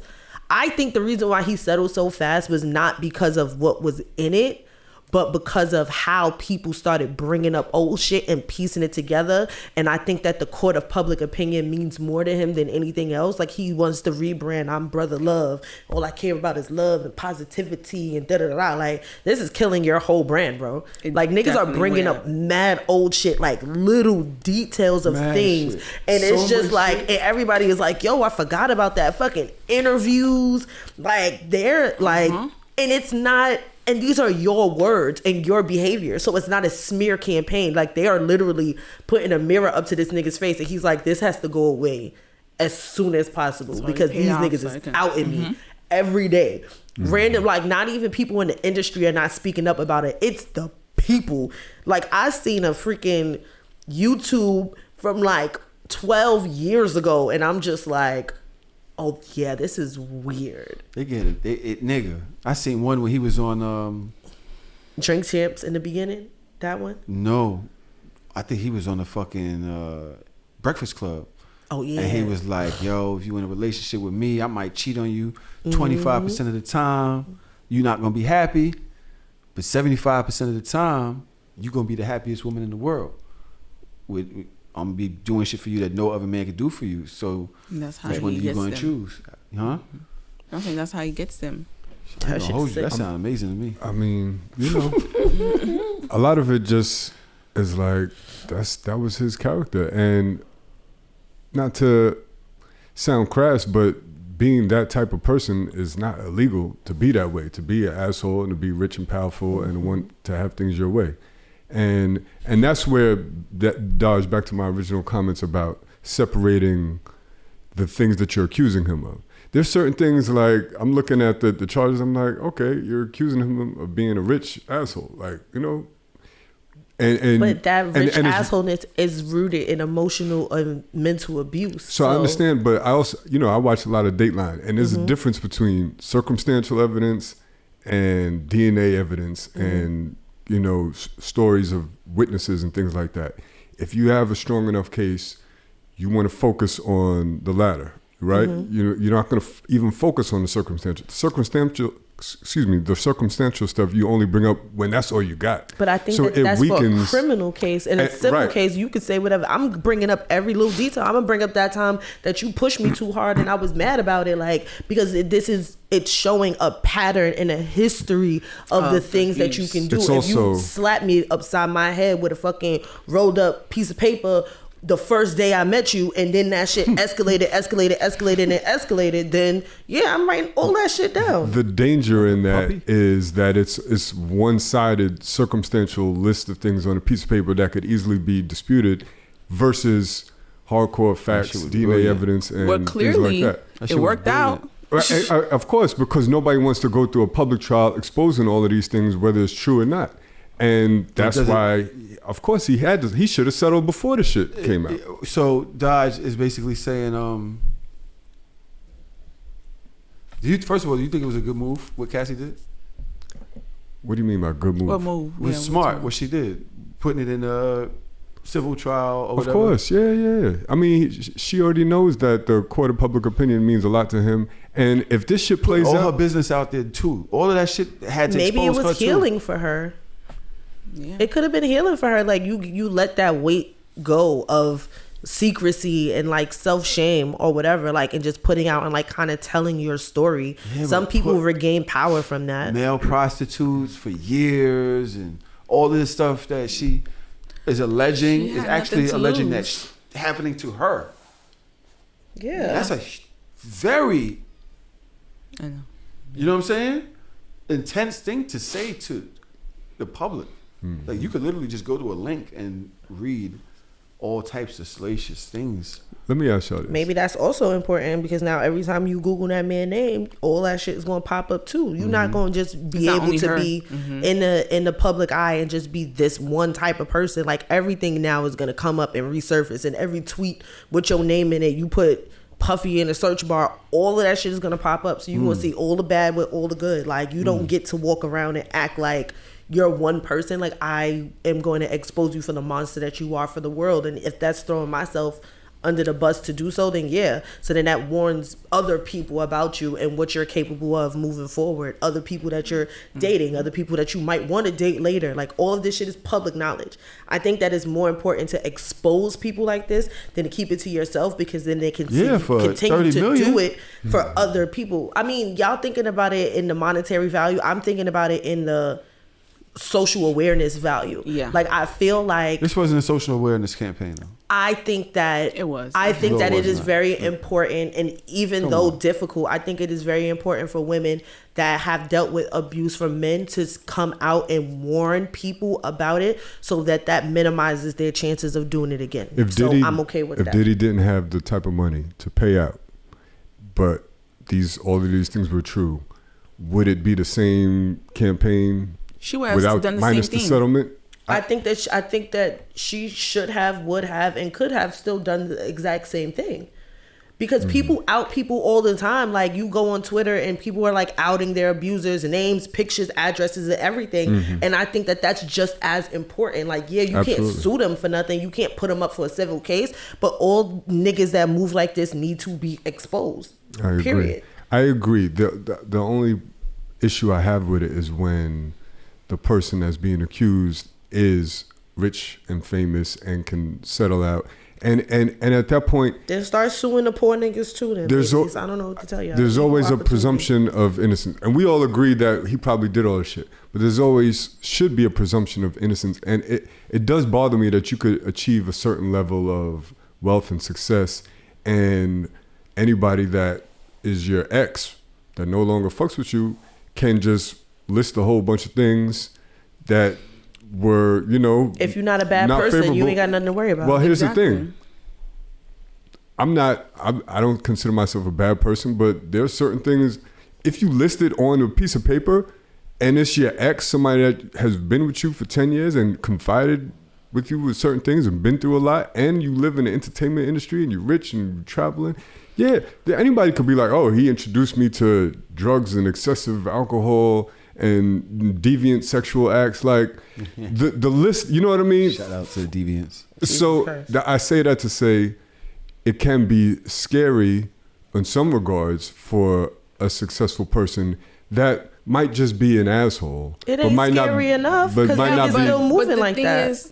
But the thing How is, scared are you I really? understand. I see what you're saying, but this is not the case. Like, this is a man that's like, he fucked up. Like, other people have seen him do crazy shit. It's not like, oh, it's a man that's doing good out there. He barely has any issues with other people. Like, he's just nice. He doesn't, do crazy shit. No, this nigga has been doing crazy shit So already. the public knows already. Like, the people already know, People but a already lot of people talking. just haven't said anything. Right. Maybe there are some people that And have that's why said I say, stuff. like, what So, he's guilty for- of. Sorry, go ahead. For her, I feel like with the trauma that she went through, and with what Dodge was saying, like, she probably even went through therapy, like, to finally be able to even speak up about it and to even like say something about it. It's like, I feel like that's huge for her. So yes, I understand she sued to get money, but it's like what do you want her to do? Like sometimes the sue money for something. So what are you suing for? Am I suing for your character? Or am I suing for the way that the public perceives you?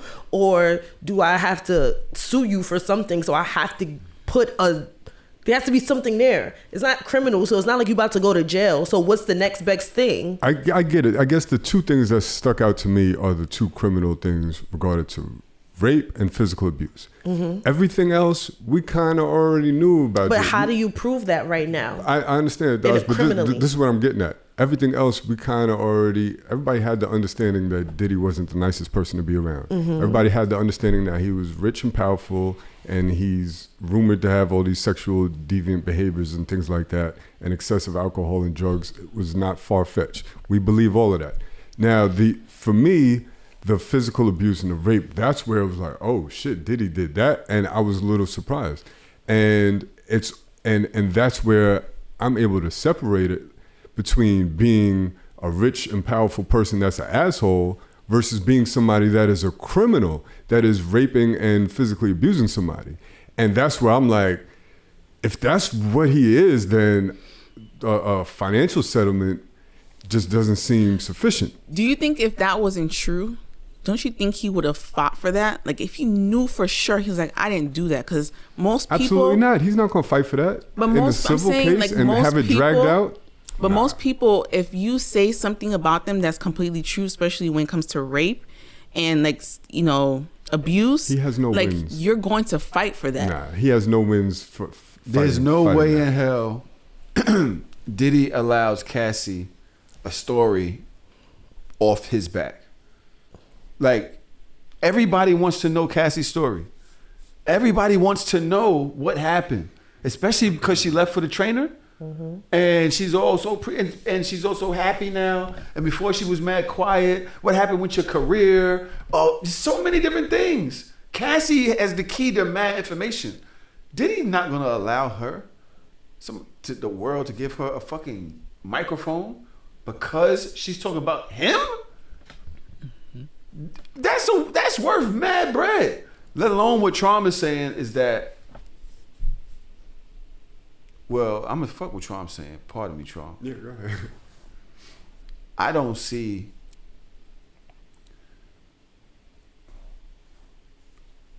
Diddy wanting to hear Cassie tell her story. I don't see him not giving a fuck about her enough to don't think that she deserves the $30 million.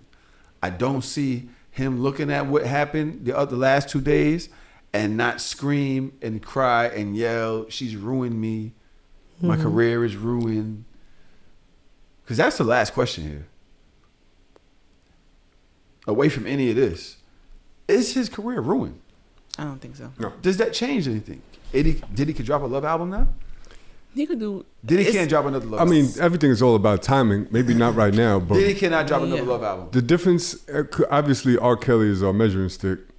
R. Kelly was on videotape. We've all seen the shit. Well, I didn't see the shit, but it was been out there, right?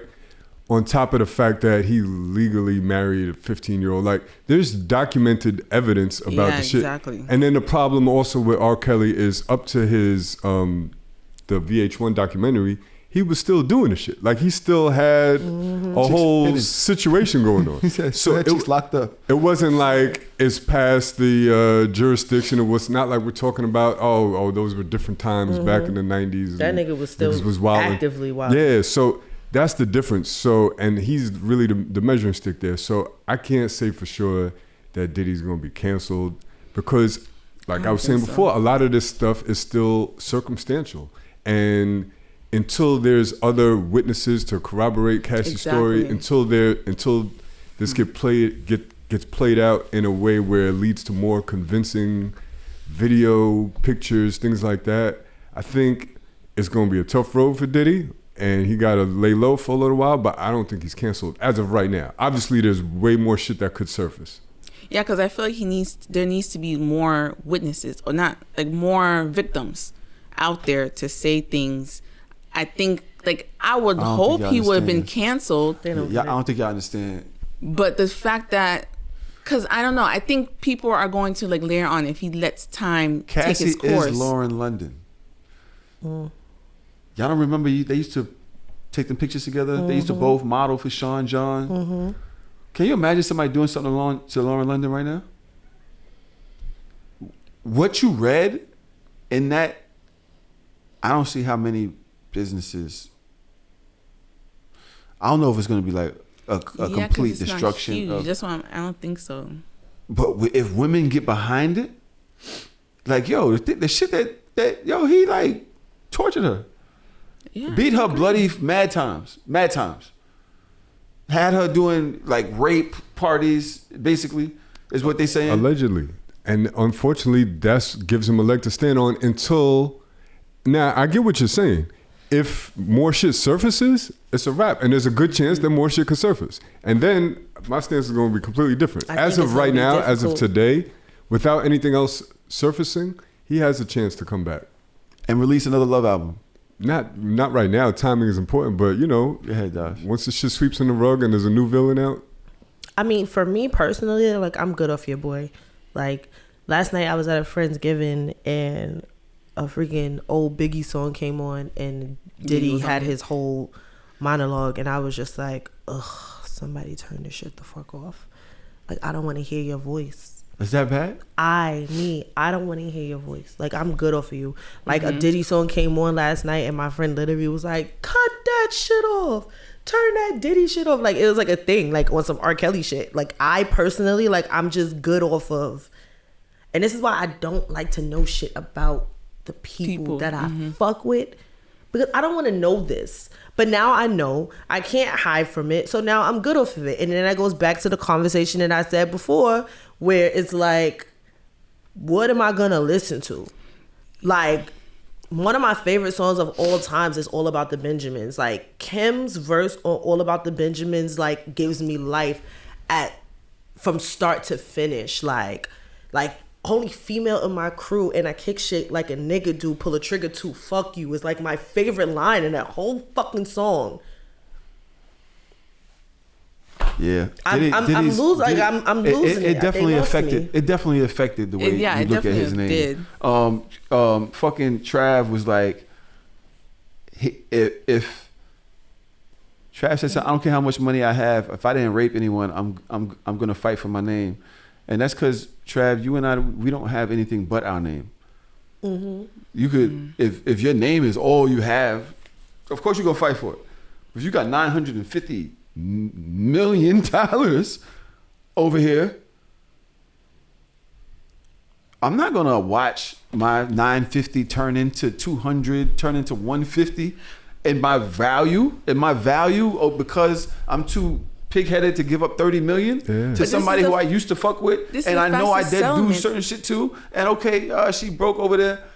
Here, take this little 30 million, get up out of here. But that's the fastest settlement I've ever seen. But that doesn't even mean that she got 30 million. We don't know how much she got. What do you want, Cassie? What do you want? Stop this. What do you want? Give it to her. Click. Give it to her. The fastest settlement. I feel like that's exactly how it went. Like, yo, give it to her. Whatever.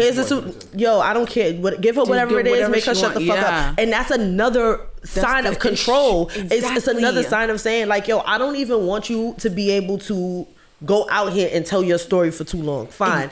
This is what you wanted to do. You wanted the court of public opinion to know. Now everybody knows. Take your money, shut the fuck up. And you don't know if there is an NDA written in that settlement. You don't know if she can ever come out and say anything about it anymore in that settlement. So if that is the case, it's like he took her voice away again.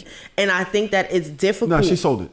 Yeah. I don't think she sold it. Yeah, I don't think. Of course she did. But if you put up, if you sue somebody, and they settle, she didn't have to take the settlement. So then what was gonna happen? You go to trial. You go to court. You go to court and you sue him and hopefully you win. But then that's also adding a different element of trauma to it too, because you got to really like go through each. Right, it's two-sided though. But we don't know how much they gave. You got to think about how much they gave up. Facts. And you also don't know, like, come on, we're talking about the level of trauma. There's a level of satisfaction that comes with a lot of these things too. She had a certain level of satisfaction being Cassie that whole time. Like, to be Cassie, then you got to be Cassie now. I mean, guess. I don't know. That's the part that is uncomfortable to talk about. And there's a lot of these. For me, I don't never know it's uncomfortable until I say it, and everybody calls me trash. A lot of these internets, we talk about how much money a man makes and the high value man and this, that, and the third. And I've pointed out on this show before that we rarely talk about the character behind a man. Okay, you want the rich, powerful nigga that can make shit happen? This is what happens. So I'm not saying that it's victim blaming, but it's like at the end of the day, we have to put more value on real character and integrity and who these people are as a person. Otherwise, it's like, yeah, you benefited somewhat from this lifestyle and you had to deal with a lot of shit. And now it's kind of like, oh man, I gotta be careful with my words because I don't want to victim blame. Very careful. But at I the was same thinking about time, rape. I was like, you got to do a little rape now and then. I definitely wasn't gonna go there. But I do say like, for young women that go through this or have a potential to go through this, when you always should pay attention to the character of a person. It's not why is it on the woman though? Like this is what this is what I be getting annoyed because it's like, yo, niggas be trash. It's advice for somebody that's younger. What I would tell somebody that I feel like I can give advice to learn from something like this. Right, but it's still also putting the onus on the woman. Like, here's some advice for you. Yeah, don't date here's some advice niggas just because they got money. That's my advice. Because a lot of times that comes with but that's kind of pacifying, like that's what I'm saying. Like it's like I feel like you're pacifying behavior when you make that stance instead of saying like, yo, niggas gotta be better, they gotta do better, you gotta stop being trash people. And when a nigga is a trash person, you need to out them and ostracize these people from the community because we don't need trash people around. But you're like, here's the advice: if you decide to date a nigga all about money, then there are consequences to come with dating people that are all about money or that have a certain amount of money. When it's just like they should have money and character or have not exist in society. Gosh, we've had this discourse before. We have. And we've, at least I've accepted the fact that there's a lot of ain't shit people out there in the world. I can't talk to those people and be like, hey, I wish you would be a better person. What I can talk to is the sensible people that can make better decisions to avoid those people that exist in this world. That's where I choose to put my energy. If you want to put your energy into the other side, that's okay as well. Or a little bit of balance. But we talk about accountability all the time. And it's like it seems like, and I've said this over and over again, that only one gender has to continuously be accountable. I'm the one saying he should be brought up on criminal charges if he did this shit. Like, it's not about missing accountability. It's about let's all understand what I'm saying here.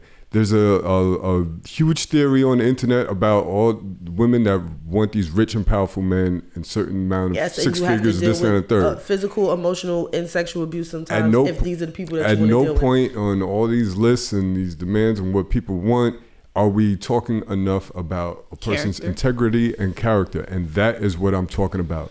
I don't think that that's a bad thing what I'm saying. I'm not victim blaming. I'm not saying that these men shouldn't be accountable. I'm just saying there's a flip side to what women are asking for publicly. There's a flip side to that. I'm talking about a flip side.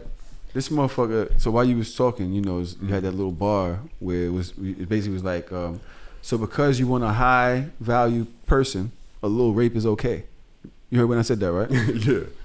So somebody typed that out in the chat. I was like, I agree with that statement. Like, come on, Tron, that's a little crazy. But then I looked at their name. The motherfucker's name is horsedick.mpeg. MPEG. Horsedick MPEG.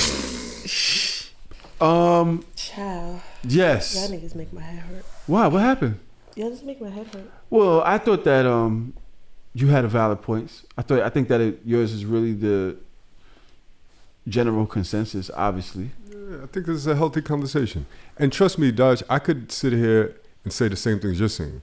I could take a stance on either side. It's just for the sake of a conversation. I look at all sides of conversations and all sides of human behavior. It's not about blaming one or the other. I just think it's a good conversation. Now, we're talking about holding people accountable. We're just gonna go straight through because we got a lot of work to do today. But talk about holding people accountable. I noticed that women love that word, holding people accountable. It's a statement. When it comes to male behavior. I've seen a lot of things on the internet lately A lot of you ladies, y'all just been speaking out. It's been hell outside. Right? Matter of fact, if you're outside right now, God bless you. You know, Candace Owens was right. Get a helmet, because it is fucking rocks and boulders out that motherfucker. It's crazy. What the hell is she doing in there? Oh, I'll get it in a minute, Melly. She's searching my whole house, looking for shit.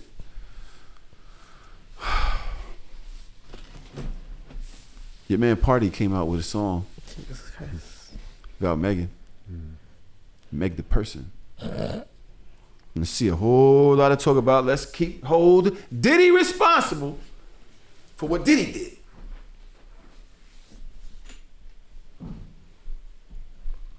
I don't think you are. I think that you don't know what this conversation where it's about to go. No, I don't. I haven't. I don't think you know at all. I've seen certain,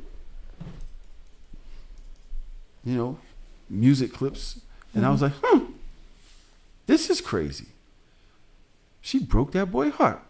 And I don't hear no women out here going, this bitch, she foul. Bitches like Megan. I'm not taking it that far. And where are you taking it to? I'm taking it to, I'm team Party right now. Party's absolutely right. How couldn't you be? But ain't whole trail of hold accountability train. There's no whole accountability train. And we're like, we don't protect black women. You don't protect her. What are you talking about? But this is a known liar now? Now she's a known liar. Yeah. All right. That Niggas lie all the time. Just put a person away for 10 years. Based off her word versus his. Well, be a better person and get and lying about the situation in itself to the people closest to her. Not just the court. Fuck the court. Fuck whether she waited until police came later and waited till things were said on the internet and then out comes the truth, quote unquote. But she's lying about, like, literally what's going on in the situation to the person close to her. She don't have no family no more. God bless. I'm not trying to just prove a point. I do realize that. But what I'm saying is, this is the person closest to you. You're lying about this specific situation. Y'all not, there's no accountability train. There's no, I don't know what you're talking about. This bitch is foul. Now I don't know. Because we was riding for you. But did he say in the song that she lied about the Tory case? Yes. I didn't listen to the whole song. He said that she lied about who she was fucking with, and he said she lied on Gayle King. I heard that part. About fucking Tory. Yes. Okay, but that don't mean that the nigga didn't shoot her.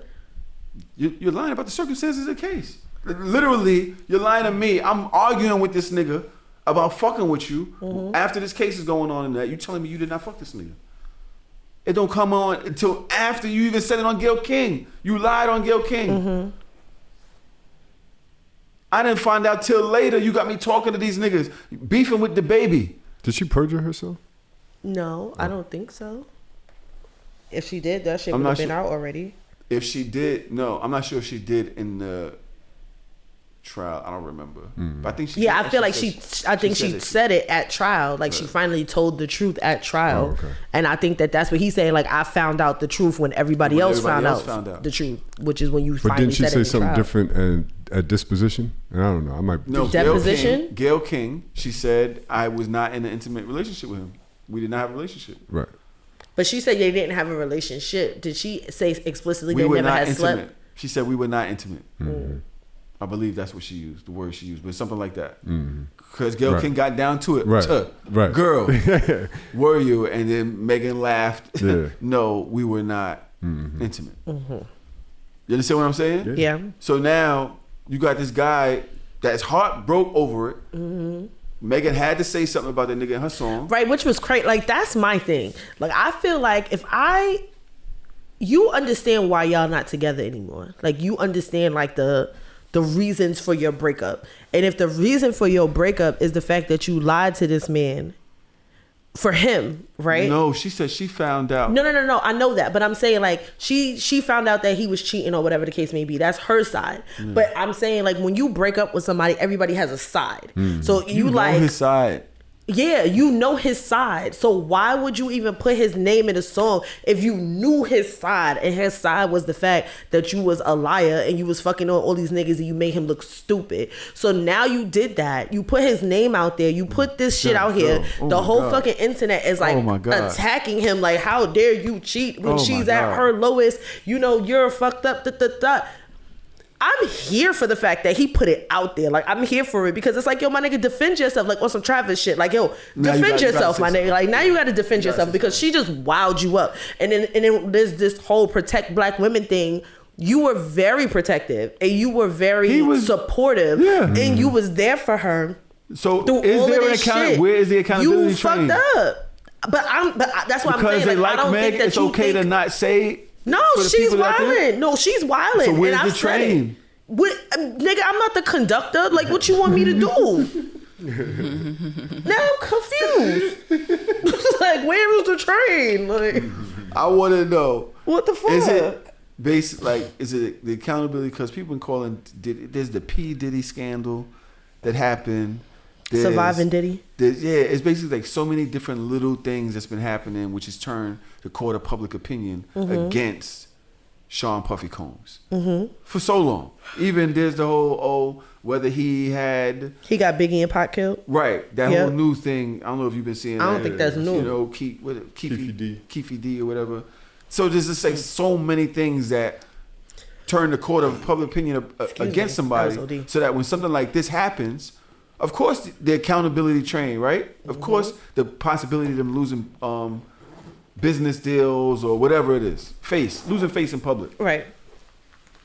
Now you got Meg, though, who is very much liked and has had so much support. But when you see something like this, y'all not paying attention to what's the character of the person that you're supporting? And this is what I'm saying. I don't support nobody no more. All these people, I don't know none of these niggas. And all these niggas is weird. I don't want to support anybody publicly ever again. I don't want to listen to nobody's music anymore. Everybody is trash. Everybody's a fucked up individual. And I need suggestions on who I can listen to when I just want to listen to music. And Andre 3000, like, shout out to you, but I can only listen to that to go to bed. So what are we doing? I fuck with it. Like, what are we doing? Like, there's nothing to, like, everybody is a fucking lunatic. I don't want to listen to the liar. I don't want to listen to the cheater. I don't want to listen to the abuser. I don't want to listen to none of these niggas. So what am I supposed to do? Janae, the baby mama. Janae is a lunatic. She always talking about killing a nigga and herself. Her and SZA, they trying to murder niggas because niggas don't want to talk to them no more. Like, all types of crazy shit is going on. You can't even listen to like the old school niggas because them niggas was really beating bitches up back then, like, and getting away with it. Like, it was nasty with all them niggas too. This nigga Aaron Hall said, "You can have a piece of my love, you dumb bitch." Like, go listen to that song. Go listen to "Piece of My Love" right now. Like, the lyrics back then was crazy. He literally, if you gotta listen to it, I think it's as soon as it comes on. I think it's either as soon as it comes on or before it goes off. He says, "You can have a piece of my love, you dumb bitch." That's so, like, everybody abusive, bro. Everybody's abusive and mean and horrible. Even thinking like listening to like the interludes from back in the day on rap albums and shit. Like, one of my favorite interludes is on DMX, How's It Going Down? And that nigga was gaslighting the fuck out of her. He was like, "Bitch, who you fucking?" And we fucking say that shit all the time and not understanding that he just gaslighted the fuck out of this bitch and like ruined her whole day. Like, I don't know no niggas in fucking Yonkers. Like, there's not help. Okay. Meg, I'm on your head top. I know who you are. Okay? Not I'm on You're your head top. fooling everybody else. You're not fooling me. Not I'm You're on your not head a top. good person. People been saying that about her for a long time. People say that about a lot of people. I don't hear no whole Glorilla personality talk. Besides the fact that she's aggressive. But nobody's like, "Oh, she's a fucked up bitch. Yo, she be doing this, she be doing People that." been saying that shit about Nicki for 20 years and nobody cares. Yeah, but Nicki's a fucked up person. All right. And she's still loved Meg is not the saint that a lot of people are saying. I don't think anybody ever said she was a saint. Okay, good. I just think that niggas said that regardless, she shouldn't have got shot. Right. Yeah. Like, I think that's only like I think we can say that you're a fucked up person, But you're a liar, you're a cheater, you're a shot. deceiver, and all of these things, but you can't have a foreign nigga come shoot you on American soil. Like, that's always gonna be my standpoint. Like, niggas should have went to war with Canada for that. Like, you can't just come over here and just be shooting people. Like, that's crazy. To war. Yes, niggas go to war for less. They going to war right now for nothing. I want to say, but I just don't want the Meg train to turn and look at us like, look at me like, oh, you agree with women getting abused. I'm just like, if she was the real villain. The villain's still not supposed to get shot, bro. 2 on the foot. If you're the real villain here, Then you're out mad me at for being a I'm villain. with my bitch. You and me, but you not even supposed to be saying nothing. Out me for being a villain. You a rapper I'm or a with singer. my bitch Put that shit in the trying music. to cheat on my bitch with this other white bitch, and you get mad. Bro. You're in the car flipping out. They're going crazy. And so you just shoot her. So And now you get the to shoot her. reason All this shit going on. So now I can pow pow at your feet and say dance, bitch. Pow, pow. Come on, son. Like, not too much. I ain't You should have kept it in the music like everybody else do. Party ain't go over there and punch her in the fucking face because he feels some type of way because she a liar. It's gangster for your nigga to write up this song against you. Honestly, They was calling him sassy as fuck. honestly, They was calling him niggas, sassy as fuck. but niggas have been doing this since forever though. Yeah. Niggas have been This subbing is- their exes and bitches and sawing bitches like Drake going do all the off. time. Nigga, Big Sean literally came out with a whole song called "I Don't Fuck With You," you little stupid ass bitch. I ain't fucking with you about his ex, and y'all mad at Party. Like, this is not new, bro. You little dumbass bitch. I ain't fucking with That's you. exactly what I said. Drake does. Yo, can you I got change a your name, million bro? Why fucking does your things. name say horse dick and peg? That's crazy, son. And Why? we sit and no. Like, let's really think about this in real. Like, we really sit in the club and you hear that shit and we be like, "You little stupid ass bitch, I ain't fucking with you." But when Party do it, he's Vibing. sassy. Big That's Sean not crazy. sassy. That nigga got awards off of a song about hating his ex, bro. That's not sassy. That might be his biggest song. Nigga, this is what I'm It is. saying. It crossed over too. This is exactly what I'm saying. Like, how y'all But he mad ain't at named Party? no Niggas- names. He like But to we pick and all choose. knew. But we all knew who he was like, talking about. like one of DMX's biggest songs, "Party Up." person. Like, One of DMX's biggest songs, "Party Up," is a diss song, but Against it's the biggest crossover record he got. White was he people love dissing? it. That's what they did back then was diss songs. yeah. Look at I Ariana forgot Grande who named is this. all her exes in one fucking song. Thank you, Next. I'm so grateful for my ex, and said their names. She said their names in the songs. Like, this is not abnormal behavior, son. Nicki done wrote songs about Safari. Yeah, but men can't do nothing now. You know that. But men have been doing it, though. This is not new. Yeah, well, it's This is not because new. This is what I'm talking about. This is exactly what I'm talking about. Son- It's because it's Meg. No, I don't It's believe that. because it's I her. think that these Anybody else, they wouldn't have no people- problem with it. I think people don't remember music, and then they like to prop up these things like as if they're isolated. My nigga, yo, Ice Cube in Today Was a Good Day was talking shit about the woman that he married. I hope I get a fucking call from the freak friend Kim because she could fuck all night. That's his fucking wife right now. He named her in the song. Yeah, but was she his wife when she was just a freak though? No, but that's what I'm saying. But now you're married and y'all got kids and forever. Did he confirm that? Yeah. Fucking his son did. His son has said 'Cause, you know, something there's a lot about of His Kims. mom's name is Kim, the freak. Yes, his mom's There's a lot is of Kim Kims the in this freak, phone, I'm bro. sure.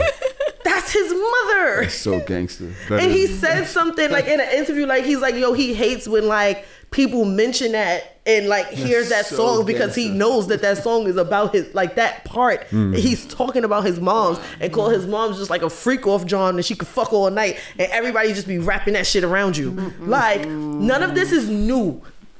None of this is new. I'm not surprised. The song is what it is. He said, all right, bitch, you gonna throw a stone? Watch this. And toppled her whole house. Shout out to Party. Not toppled the goddamn house. I want to get into some of the shit that Trav. Oh fucking. Tax. Get off it, Twitter. What is he doing now? No, I don't want to know. Tax just asked if a man used to cheat 10 years ago and he stops, is he still considered a cheater? Like, I want Tax to go to the library and go read a book right now. Like, get off the He been in that So that's a legit question. Years. Yo, he's sick. Yes, you still a cheater. You just not cheating on somebody right now. Once a cheater. If he hasn't cheated in 10 years. He was once a cheater. I'm a reformed cheater. He's I not changed. cheating anymore. I'm okay to say that I changed. But if somebody said like, "Yo, you're a cheater because you cheated on people," I'd be like, "Okay, 10 years ago.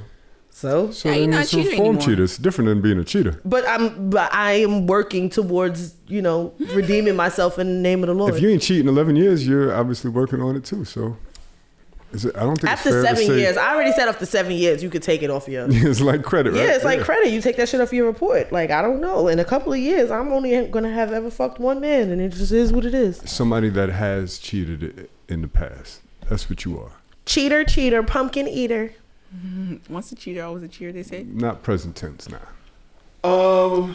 Trav has made a nice little outline for us here. Shit, we didn't have Trav here last week. We didn't have Traum here last week.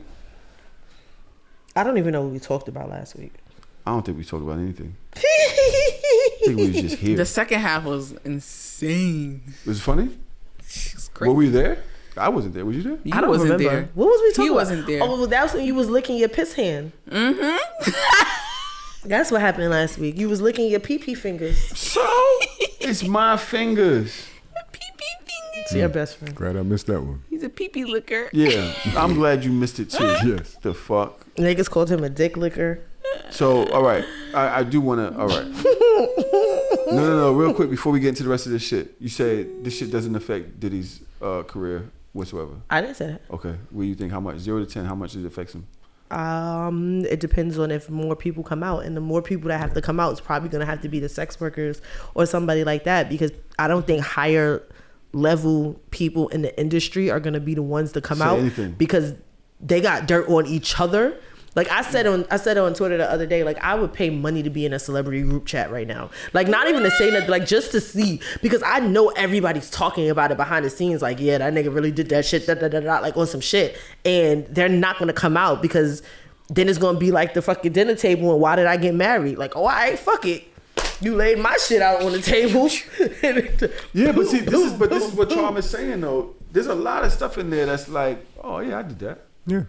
No, but it's not good. It's not good. We're But not it's like, shit oh that yeah, we've- you did that. It's like, damn, you fucked up. This shit that's been murmuring for years. Going back to the 90s shit, we've always heard the chatter about Diddy. You knew So about the if freak there's off? something that comes We all out, knew about the freak offs. if there's We ain't something know they that was comes called out freak offs. that is not admissible in court, or he's not convicted of, or he settles, what does that change? The chatter has been there for years. Like, I don't see any of this changing anything unless More people will come out. things surface. Yes, As I of agree. right now, his career is not over. Yeah, I now don't there is a think good so. chance that other shit might surface, but we shall see. Then that's when, because he nip it before it can get any further. I'm gonna say this. Let me see if I can find this. Ouch! Damn my arm.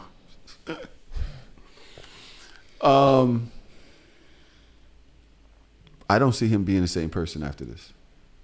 I think that it took a long time to get over the J-Lo Shine shooting situation. Mm-hmm. I took a long time to get over the Locks, Free the Locks campaign, whatever that was. Mm-hmm.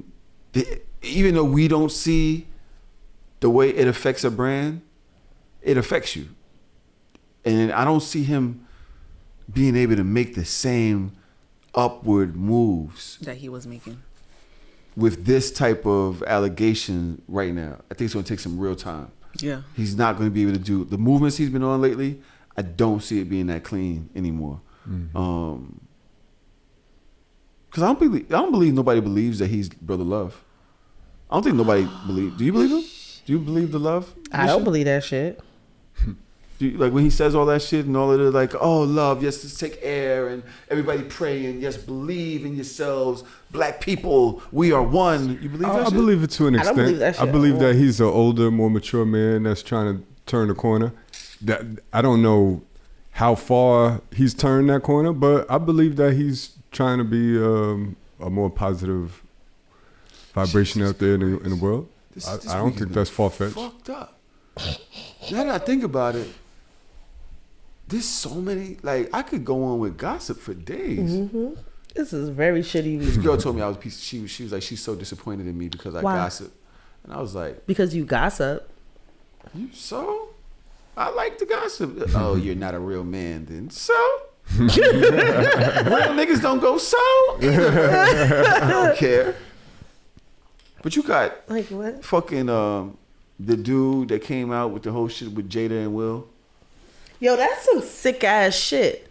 What shit? Like that's some sick ass shit, bro. You hear about this? No, I'm saying what shit. Like there's a lot of shit that's been Over the said. Which week, one are you talking about? You talking about Dwayne Martin? Yeah. Yeah. That shit is nuts, bro. Because even if it's true, my nigga, like, why are you telling us? Who's the one that said it? That part I didn't hear. Some old friend of theirs or whatever the fuck that used to work for them or something like that. And then you gonna go on messy ass Tasha K. Yo, Tasha K, she gonna be poor forever. She don't care about life. She gonna be poor forever. She don't give a fuck about life. Like forever, my nigga. Why would you take that step? Now, this some. Just when Cardi was about to get her foot off your neck. There's a level of respect that I have for her for it. What about Wendy? Like, damn, bitch, you really don't give a fuck. You really don't give a fuck. And like, this is after crying to Tasha K. To what's her name 2 weeks ago? Cardi. Tasha K is the person who basically said that Cardi B had syphilis or thought it was herpes or something like that. Chlamydia. And it was like a rumor. She had no proof. She's a journalist, a blogger, and said that Cardi B had some type of STD and gave it to Offset or some shit like that. And being that apparently, shit. I'm not sure if it was true or not, whatever, Cardi sued her for, I think, a couple mil. 3 million, I think. 3 mil. 4 mil. Which basically has been, and every chance she gets, she goes to try to collect it however she can. Cardi's trying to get her money from this girl. Oh, like, she fuck won. that. Yeah, she Cardi won. Yeah. Okay. And so, which is part of the reason why a lot of bloggers now, they have to use the word allegedly. You can't say anything like as if it's a fact. So you have to continuously say allegedly. And so, but Tasha K has it's increased her fame somewhat too, right? So now she's like the loudest in most of these conversations talking about certain shit now. She has been begging. She's been taunting Cardi a lot. With like doing certain shit, but in a way like, yeah, I'm broke. I ain't got nothing. I ain't got no money. I'm fucked up. Everybody know I'm fucked up like that. But basically a couple weeks ago, she reached out to Cardi like, yo, bitch, I was just playing. Isn't she similar really to Wendy Williams? Yeah, she's very similar to Wendy Williams. Very. But she's, yeah. From what I hear about Wendy, Tasha is the same. Wendy been talking that shit about Diddy and Will Smith and them for years. For years, bro. It was before the social media could add a little bit more world, flame to the fire. But she was talking shit about niggas. And none of that years. stuff never ruined nobody. I guess the difference in social media. Culture. Yeah. But we're in a canceling culture. But I also say all that to say, like, to know that celebrities are engaged in questionable behavior is nothing new. And a lot of it is like recency bias. Like, we're talking about it now because it's recent. A week from now, is it going to have the same effect? No. Probably not. At the end of the day, I don't see that much being affected when it comes to Diddy. Unless something new comes up. I just don't see it. Clone of Willie in a corner. There's always some freak shit in this house. Well, I feel like I'm constantly abused by this house.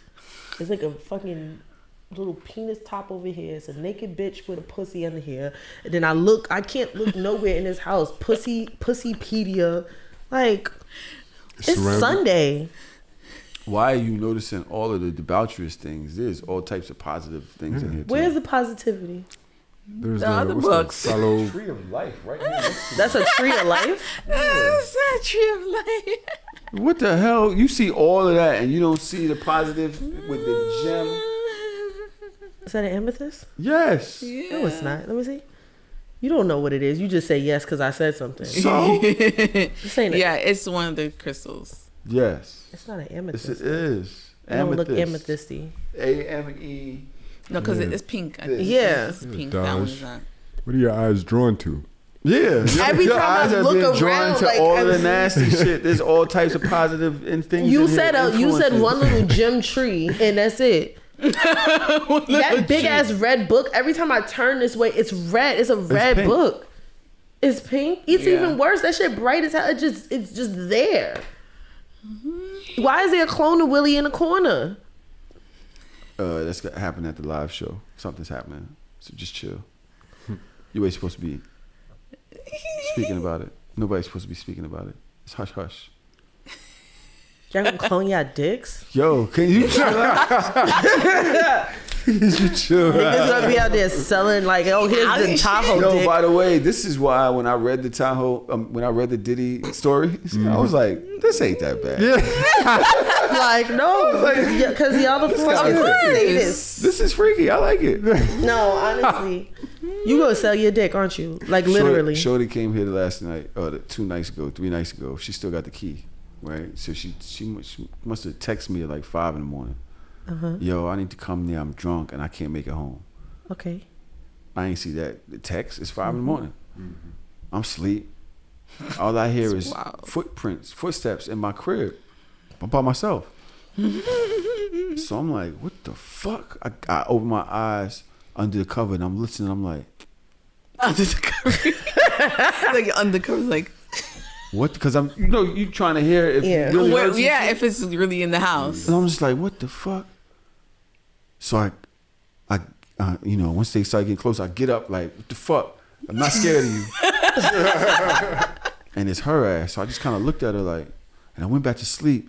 But more so the fact that she came in the crib, I was thinking, now what if there was somebody First here? thing I thought.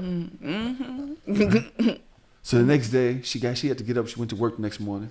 She went to work. I get up, I'm not at work right now. I'm out of work. I knew I waited to a good time. I had to think about how I was going to approach the situation.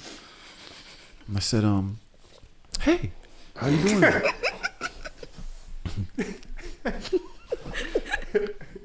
How you doing today? You made it to work on time? You came over there. I said, did I miss a call? I don't remember. Maybe I was asleep. Did you call me and tell me that you were coming? Here? Last night? She said, no. I was drinking and I just, I text, but then I just came because I just figured I knew you wasn't up. And I was like, so...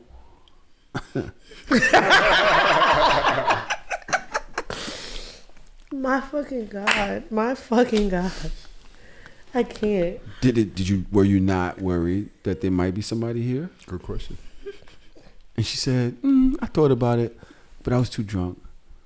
And I looked in the bed, it was just you. I was just going to sleep on the couch if there was somebody there. Wow. She would have stayed? That's amazing. I said, that's progress. That's progress. That's progress? That's not progress? Progress is not the word that I would have used, but okay. Progress. Hell yeah. Because if you're too drunk, you don't turn it into a freak off. You see what I did? I'd be terrified if I woke up and saw a shorty on the couch that wasn't here when I went to bed.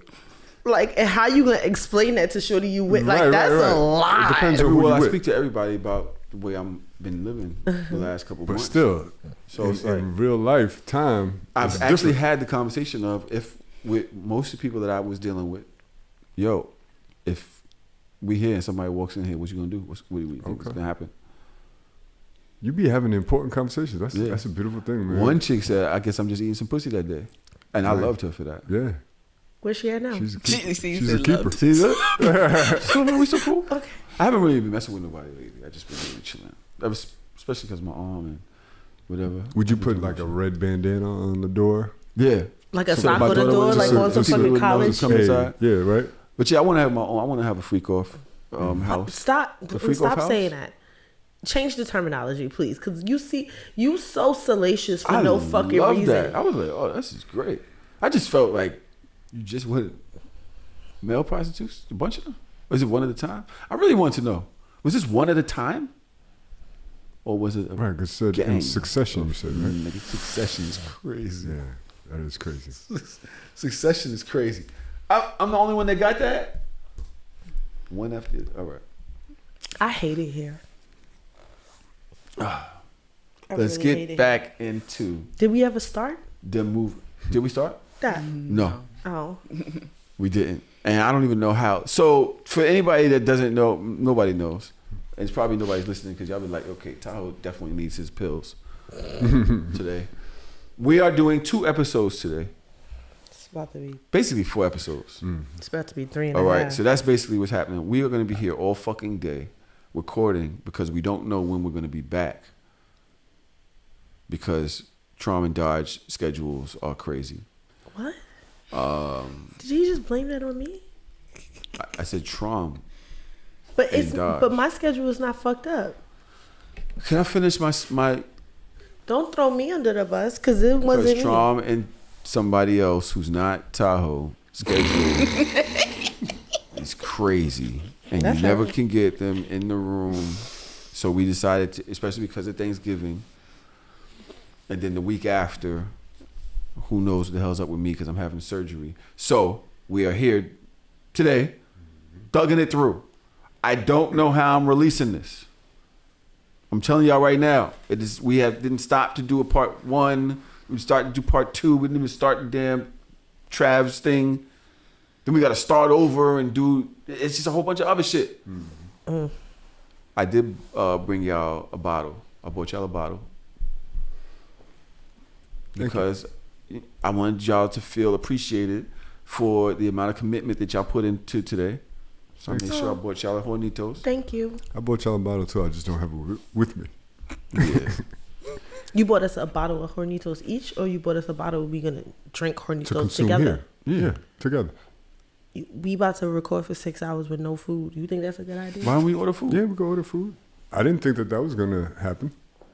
What? A marathon of recording without She no don't do food shit but breaks. complain. I complain. Nigga, I asked a She fucking couldn't say question. like on the way here, like, Hey, yo, let's let's order order some food. food. Like, we can't think forward. That's y'all fucking got, crazy. Yo, I ain't got no food. Like, yo. That's how I said it? Yo, you a real fucking asshole, son. Like, you really try to make it seem like it's me, but it's not. Like, I'm a fucking villain and I'm a dickhead, but I'm not an asshole. You're a fucking Dodge, asshole. You didn't say it like that. I but- didn't say it like that. I just literally just asked a fucking question. But you didn't never say. mind. But you didn't say it in a manner of Don't problem tell me what solving. to either. do. Yes. Moving forward. Problem solving. Conflict resolution. It wasn't even. a fucking problem. I just asked a fucking question because Having I was liquor perfect. but not having no food to eat it is a problem. It's math. It's simple math. Sick of y'all. Niggas plus liquor equals catastrophe. Unless, what's the unless mathematical? Is there an unless symbol? Math symbol? There is. I just can't think of it right now. Times is pi. Can pi be chicken? Niggas times pi. Okay. All right. So what are we gonna eat? I'm a woman. You shouldn't ask me that. Why is that sexist? No. Yeah, I don't get it. Me neither. So this is the wildest episode ever, son. What is she here? What is she doing? What is she talking about? She don't even. She's like, yo, I'm just saying shit at this point. I don't even care. There was a reason. There was a method to what I said. If y'all don't get it, that's on y'all. Somebody gonna catch it. I don't know. Categories. It's the men. Oh, y'all texting each other? Okay. No. Good. It's the men. Melly let out a sigh of glee. Oh no, I was thinking of what she was saying, trying to say. You caught The it. first title, Pound Town. And the caption is, are out of control children the result of fathers not being in the home? Are out of control children the result of fathers not being in the home? Travis said skip it. Why? Did Travis No, skip that one for skip real? it. Yeah, he did. Why am I skipping it? Nigga, just skip it. Oh, we did the video earlier. All right, well then we're going to talk about How did we do the video earlier? Is it the girl that was? It probably was under that that category. Oh. See, I'm faster than you, Trav. God damn. I did all of that workup for this fucking shit, and the shit ain't even there. All right, the next one. The first one. That was supposed to be the second one, but it's now the first one. Gotta add some type. Come on, man. Yo, People I at really work, just work here. people are like, yo, it is Thanksgiving. I'm trying to eat something. Single mothers. Love it. The caption is it really that they chose the wrong man? Yo, why you don't never bring none of this smoke for Trav? You don't see the shit that he be picking out? Sometimes I be sending it to him. Is it really that they chose the wrong man? This is you. I didn't do this. I don't think I did this. Let's see what they have to say about themselves. Travis is toxic. On their own. A lot of them have to do it on their own because you have a lot of men that don't step up to the plate. I can't agree to that. You have a lot of men that are in a lot of situations. I can't agree to that. And they don't step up to be good fathers. Like that woman. Wait, let me finish though, Mozzie. They don't step up to be good fathers. They don't take care of the household. So she has to abort to the $2 rent to make sure that she's able to feed her kids. You have a lot of men, i.e., fine, you didn't marry either one of your baby mamas. Ooh. So that's a product right in itself of a broken home created by a man. But that's so a lot of, let me finish this. What I'm saying, a lot of these women don't choose these things. They're given the cards and they play the cards right. Because at the end of the day, you have a lot of women, i.e. your mother that you just set up here and say, raised you and took care of your household and made sure that she was good and took care of your responsibilities. She didn't want to do it on her own. She had to do it on her own. So maybe if a lot of men start stepping up to the plate, and I wasn't saying that I don't understand. I'm almost done. I wasn't saying that I don't understand the story of a black man because I'm black before I'm gay. But I do know at the end of the day that a lot of men are dealt the cards. Men are dealt the cards of doing what the fuck they want to do, and they leave the bullshit to the woman. So she's going to pick up the pieces. The women don't want to do it on their own. A lot of them. Okay, Santana Jr. I know, right? That's another one. Then I'm finding you got the Santana versus fucking academics. Academics crying. Little bitch. They calling their big homies up. They want this has to get squashed. Got Jada. What's the fucking Fab out here taking pictures without Emily. They've been broke up though. I've been heard it, but damn, I'm seeing it like damn, bro. That's another abuser. Did he like knock her teeth out? We heard this, but we never saw her toothless. I mean, you would never see her toothless. She's not Krishan. We got Krishan going on stage. I thought she was. Can we talk about the fact that this girl makes more than enough money now that she don't need to be taking that tooth in and out, that she just needs to get a fucking bridge? Like, she really like be pissing me the fuck off. This bitch on the fucking internet talking about she done bought an island. Bitch, keep your teeth in your mouth. She went on stage with Tamar Braxton. I know, looking stupid, and then punching people in the face. And punched her fucking friend. Tamar's friend, right? Tamar. Why you keep calling her Tamar? That's not my people's like that. I don't know her. Tamar. Tomorrow. Introduce herself to me. The fuck? Say it the way I see it. I don't know her. Tamar. Say it the way I see it. I don't know her. Like, who y'all? It's just. Oh wait, before we even do, I guess this is the right. ADHD episode because I do want to say I need to find my tribe. I need to find my Real Housewives of Potomac and my Married to Medicine tribe. So if that is y'all shit the way it's my shit, please let's talk about it because I am going. Nobody gives a fuck about those two shows. Lie again. Millions of people give a fuck about those two shows, and I need to find my tribe. Netflix people. Netflix, bitch. Where did we get Netflix from? I just named 2 Bravo shows. That is not Netflix. Look, literally, no one watches that shit. Thank you. I was talking to the women. I wasn't talking to niggas. I know, nobody gives a fuck. The only niggas that be tapped in on the show is when they bitches is tapped in and they realize that shit is like really batshit crazy. Yeah. Drew be watching that shit, don't he? He watch it with me. I bet he fucking do. Yes, he does. And we be talking mad shit about these niggas. Sad excuse for fucking men. Who, you? Masculine. So. Because you know you're not going to do mine. No, I love Drew. I absolutely love that young brother. He'll be here in 2 hours and I'm leaving. What the fuck was this video about? Does anybody know? The nigga, the gay nigga was calling out these so-called fathers. Huh? The gay nigga was calling out these so-called fathers and saying that they fucking trash and they be leaving broken homes. I tend to agree, but I also think that there's more to it than that. I also feel like I feel like it's easy for people to blame the person that isn't there. Yeah, because you the one that left. Fuck that was they was going through for them to have to leave.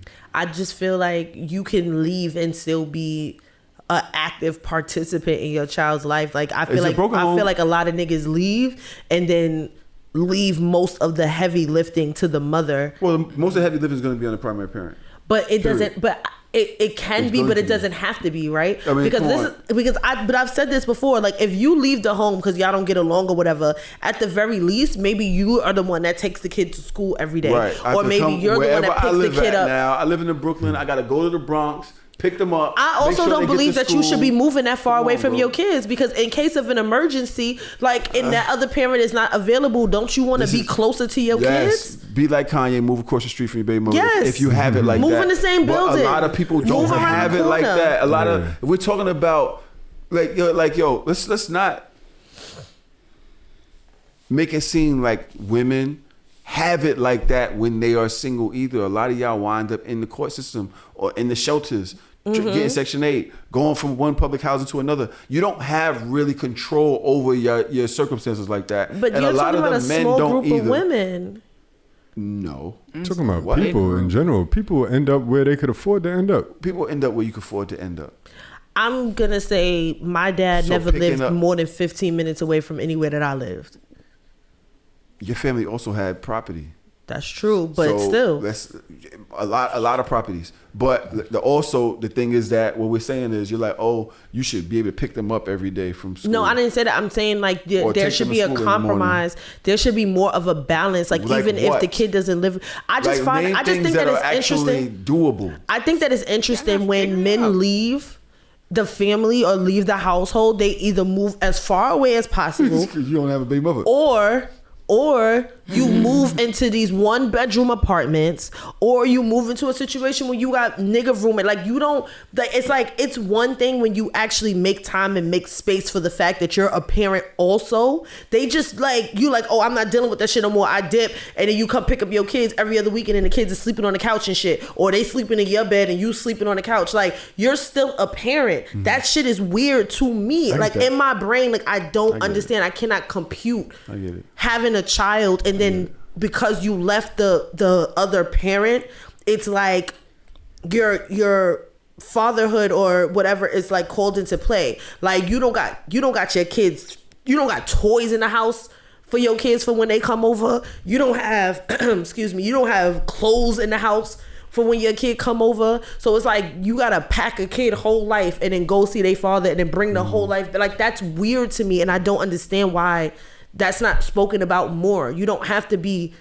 in the same house to be active. Like there's certain things that show you being active, and that shit is weird. Is a broken home once the parent doesn't live there no more, or if the parent is not involved? I think it's if the parent is not involved, because I don't think that single parents should call themselves single parents when you have two active co-parents. So then I think the conversation would be like, we're co-parents. I'm not a single parent. Like my kid has a father that is active and that can pull up just as fast as I can pull up. I don't think that means that you're like a single parent. But a broken home. But we're talking about single mothers having to do it all. The caption said something about broken homes. I don't think that makes it broken per se. Like, all right, y'all not in a relationship anymore. That's fine, but it should not affect the child to the point that they have two different lives with two different people. Yeah, but you do though. Even if I do a lot of shit, like a mother that has a full co-parent, she still got to do certain shit that she don't want to do. Yeah. Unless she has a man. There's certain shit that she still got to do every day that she don't want to do. And the father should have the same responsibility. In that house, and there's gonna be certain shit that as a father I'm gonna have to do that I would much rather my lady do or whatever, or the mother do. But if I'm in the house by myself, then I'm in the house by myself. But at the end of the day, it's still both of our reason. It's both of our fault that we're not together. I think that sometimes in certain types of relationships, it's better for the kid for y'all to break up than force yourselves to stay together. That's and I think that's the positive. Originally. But that's what I'm saying. Like I don't think that that's broken. I don't think, like in my head, when I think broken, I think when I think broken, I mean broken like communication is severed. Like one person is there all the time and the other person shows up every now and then. I think that's more broken. No, a broken home is that y'all don't live here together and y'all no broke more. up. It isn't. What do you call it? Revisionist, So what if I revisionist history? So what if I get married if y'all don't like each other? But what if I get married again and you have a step parent in the house and now you got two parents in the house? Is the house still broken? Is the home still broken? No, if you have two active to parents, be a broken home anymore. That home is not a broken home anymore. No. Y'all, so it's subjective. Y'all figurative home together has been broken. You and your ex, but this is not a broken home anymore because it has two adults and a child and a dog and a white picket fence. I guess y'all right. It says a family in which parents are divorced or separated is a broken home, but. See, now here's another one. A broken home is one where the parents are not caring for the children. The kids are abused or neglected. When the children are victims of abuse and they tend to get treatment, blah, blah, blah, blah, blah. That's an example of broken home. So like if you're neglecting your child or your responsibilities as a parent, I think that would be more of a broken home. 3 reasons. Traum over there leaning. Traum need that fucking honeyto so bad. I don't know, because it's saying that child abuse is also broken homes. Yeah, I can see that. A broken home is one that includes unhealthy or severed relationship within the family unit. So if it's unhealthy and then you separate for the betterment of the child because y'all don't get along or y'all like oil and water, is that considered broken, or did you actually save the home? Because it would have been more broken if you was in the house. There's 2 levels of broken. Broken is a home that does not function well. Yeah. So that's where the child goes. Is not eating well. It comes from a broken home. You're not eating well. They're getting beaten. There's not finances in the house. There's no electricity is off in the house. Can we say that's a broken home? Yeah. Right. That's why I said like, I don't think it would just be where the relationship did not work out. Yeah, and I think like for me, like my mom did not grow up in a broken home. Because my grandmother and grandfather were both there. But that shit was fucking broken. Like, that nigga had 9 kids with some other woman. Like, so he got 4 in one house. He got 9 kids in another house. Damn. Nigga, that's broken to me. And they just stayed together the entire time. But it's like... That's not broken. That's broken as fuck. Yeah. That is all over the place. It's not broken. But that doesn't work. That's not a healthy environment. That's not a healthy relationship. That's not a healthy marriage. They was good. Wait, who stayed together? Him and her was good. Why they wasn't good. What did she complain to you?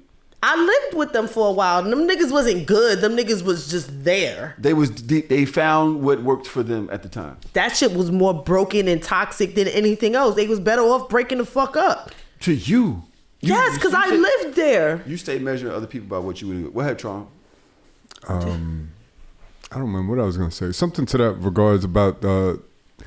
I don't think that was broken either, because I guess it depends on if that's the reality.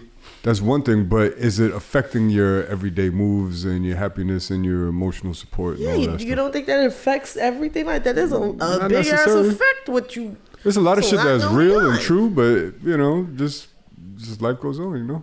Life goes on. It's nuts. Nigga said. Okay, so. I want to do one thing, and it's something that is a long time coming. Oh God. For one, I need some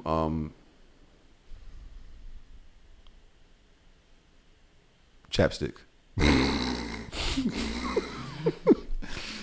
It's been a long time coming that I've needed chapstick on my lips. All right, but 2, fellas in the room. I want the ladies in the room and the fellas in the room to do one thing. Hold yourselves accountable. And the reason I say that is, it's easy for me to say, all right, it's easy for men to say women choose the wrong men, which lead to broken homes. So it's easy for me to be like, yeah, women do that. But let's be honest. And there's 2 of us here, so we got to go first. Mm-hmm.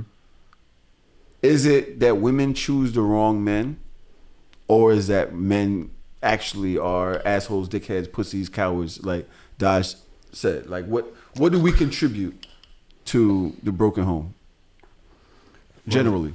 That's a good question. I guess if everybody took accountability for their own shit, then we stand to be better off, right? So let's take accountability for it.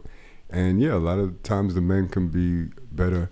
The standard for being a father hasn't always been there.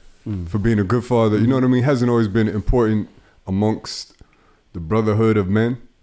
And I think that's changing now. That narrative is changing, thank God. There's a brotherhood of men? I mean, just in general, just... brotherhood of social media. Yeah, whatever you want to call it. That shit is keeping men in check. Exactly. But go ahead. Whatever it is, it wasn't always it's not in men, existence. though. It's what Dodge is continuously saying. Like, y'all not holding each other accountable. Y'all not saying, like, yo, this is behavior is whack. This is that is whack. It's more so social media. But social media includes men like us having these conversations where we will hold other men accountable for not being there. I don't think that existed when we was growing up. So, what else? I don't know. What other things do you think that men contribute into the breaking of the home that we could say is not women's fault? Because they're saying the question was, is it that women choose the wrong men? And I'm like, all right, come on, let's shoot them some bail. Yeah. Is it? No. So what is it? Blame men. He's like, oh shit, I can't do that. Yeah, why you doing this? No, I can do that, but it's like, where can you start? It's such a general thing to talk about. There's plenty. It's like, pick somewhere. there's always plenty of blame to go around. Like, and these are all general statements. We're talking about men as a whole. Like, Yeah, pick something. thanks, I think Melody. that women trust men too much. I think that women trust men's personality too much when dating, because it's like, just because I come off well, or I know how to make you smile, or I know how to make you fuck, does not mean that my life is together, that I have done certain type of work with the things that fuck me up in life, that I'm not, No, it means that I know how to spend $260 at a nice steakhouse, get you mussels and clams, make sure to offer you some dessert, come around, open your door, know how to touch you in a certain way that doesn't make you feel like I'm trying to violate you, but also makes you want more. I knows how I know how to come close. I know which cologne to wear, how much to wear, how much not to wear. So just manipulation. But yeah, maybe if you want to say that, but manipulate Be what? honest. Say you everything is manipulation. But everything that you just said was mad manipulative, because you said that I cannot have my shit together, but I know how to present as if I do. That's manipulation. I mean, we could say the same on the other side. So that's saying getting your hair and nails done is manipulation. No. You're not gonna do that. Where's the accountability? No, you're not gonna do that, Traum, because it's so crazy that he asked you to say something against men, and you said generally it was too much to do in general terms. But as soon as you brought up women, you can literally itemize the shit because you're that they're labeling doing. something manipulation that is just regular human behavior. That's why I'm like, the same could be said for any human being. Like, everybody we all does do that. things. Nah, y'all niggas is wild. Everybody does that. Like, that's. But we're here. The purpose is you build up your the resume to sound like you did not just copy paper. Okay, just say manipulate. All day. Even though It's a everyone manipulation. does it, Why y'all hate words? Like, I don't understand. It's a misleading word. You said what? I said it's a misleading word. But you just said everyone Manipulation does is a it. misleading word. To say that in this Y'all instance- don't like real words because y'all don't like the impact behind the words. Because if it's deceiving and manipulating. And you said no. No, that's not what I was talking about. Like, I'm not talking about, like, people do present themselves to be better than what they are. Like, that is a natural thing. I do understand that. But what you're saying is that women have to not trust men. So we need to automatically put y'all in a box, in a category that y'all niggas is liars and full of shit, and you're only going to present that you are one way, even if you know you're not that way. That is a form of manipulation in dating. So now I gotta look at you like you an ain't shit person, because you're probably gonna try to manipulate me and tell me that you're better than what you are in this moment. And then you put the onus on women and said women have to stop being so trusting. Did that. Yes, you did. No, That's where you started off. That's how you started. But I never finished what I was saying. I didn't stop you. Yes, you literally did. You said manipulation. You literally stopped what I was saying and said, "Oh, so manipulation." But I didn't stop your thought process. I just gave the because I had to word say to no, what you were not that. explaining. Let's let him finish. But that's the word. All right. It's not the word until he finishes his thought, and then you could say, "Okay, that word." At the end of the day, is we all present in the beginning, and I don't know the person I'm dating has baggage. I don't know. It's the same thing. You knew how to put on a nice dress, how to look nice, how to put on lashes. You knew how to be nice, or you know. But then later on, your personality comes out. Later on, or later on, your traumas come out. Later on, that happens with men and it happens with women. You're talking. It happens with everybody. You literally just said two different things. You said that you put your 10 hand minutes next of to arguing. at the waist, you know, without violating, but making it seem so. I can't even. Yeah, I said that. I'm so like. I said because he knows how to you know how to date or whatever. Like your personality. You said to make you want more. To make you want more, so you know that there is that But there is like what I'm meaning now. an illusion. And I'm trying to, y'all are trying to make something out into something that's completely left than where I'm even trying to go. But I'm saying, okay, then if that's the case, then everybody does that. We're still in, but y'all not trying to see that. At the end of the day, is all right. Might present myself. Hey, my name is Tahoe. Nice to meet you. I might know how to take you out on a date to get the first things. But I thought we were talking about accountability and then you find out right later now. On. I thought we were talking. I thought what you said, you wanted everyone to name some things. Right. What I was saying is, when you saying that, I was saying that, is it fair for women for them to say that it's up to them to choose the right man? Right. I said it's not fair. So Yes. I was on y'all side. You started on our side, and then I think that when you don't name things as what they're supposed to be, then that kind of waters down your stance in solidarity with us. Because I don't really agree with it being manipulation, because anybody that shows up first, they always talk about your representative being behind that. Yeah. So is it manipulation the first month? But is I everybody also, manipulating each other? But I just also think that the things that you name that women do are physical things versus the fact that the things that you're saying that men were doing were psychological things. So you're like, oh yeah, she know how to put this on. You know, she know how to have the lashes on and have the makeup on. I mean, those are physical things. Yeah, I think that list could have gone further. Come on. But that's sexy dress. Yeah, I put on something that makes me look. Psychological things on there if you wanted. I mean, that's not the point. But how do women show up psychologically in the beginning that is different than the way men show up? There's that we plenty need of to, ways, but is I'm that what we're asking. talking about right now? I don't know, washing dishes early on in the relationship, or cleaning I said early on in the psychological. relationship. I would think that there's a psychological factor to doing it. I mean, it might be a physical act, but there's a psychological factor in doing it. Like, yes, I will be your maid. Take care of you. I will. Yeah. There's a psychological factor to that. Or buying you things, or I don't know. There's a million psychological things that everybody does it. Why don't you tell me? Because it was up to me and Traum to talk about the men, and now I'm in here defending myself. And I'm trying to be on y'all side. But you wasn't holding the men accountable for real. You started the situation. You were supposed to be holding men accountable, and then you started by saying that y'all women cut me off. No, and now I don't even know where the fuck I'm at. You were supposed to be holding men accountable because we're not supposed to. Because the whole point is, the stance you were trying to make was we shouldn't blame women for having ancient men or dealing with ancient men. That was the beginning. Right. That was the claim. Mm-hmm. Your first response was, and niggas let you rock for a minute. The first thing that came out of your mouth is, what women need to do is stop trusting men so much, because we know how to perform as if we are better than what they are. What we are. That? Yes. Traum, is that what you got from me? From what I was saying? I was waiting for you to complete your statement. I knew you. But is that how he started it? He was going somewhere with it, and we didn't allow him that grace. But then is that how he started it? Yeah, that's what I heard. That's exactly what you said, bro. I was waiting to hear where you was going. All right, so then do me a favor, right? No, because now I'm broken, and I need to learn from the people who are much better at it than me, obviously. No, you just wasn't answering your question. Well, I was trying to, and I didn't do a great job at it. So why don't y'all show me how to do it? I don't know how to hold men accountable. Hold ladies accountable. For what? For choosing the wrong person in dating. Because that's what I was trying to say, get the guys to do it, but since I didn't do a good job, according to the ladies, y'all show me how to do it. I don't know how to hold women accountable for choosing ain't shit men, because I don't think that most women choose ain't shit men on purpose.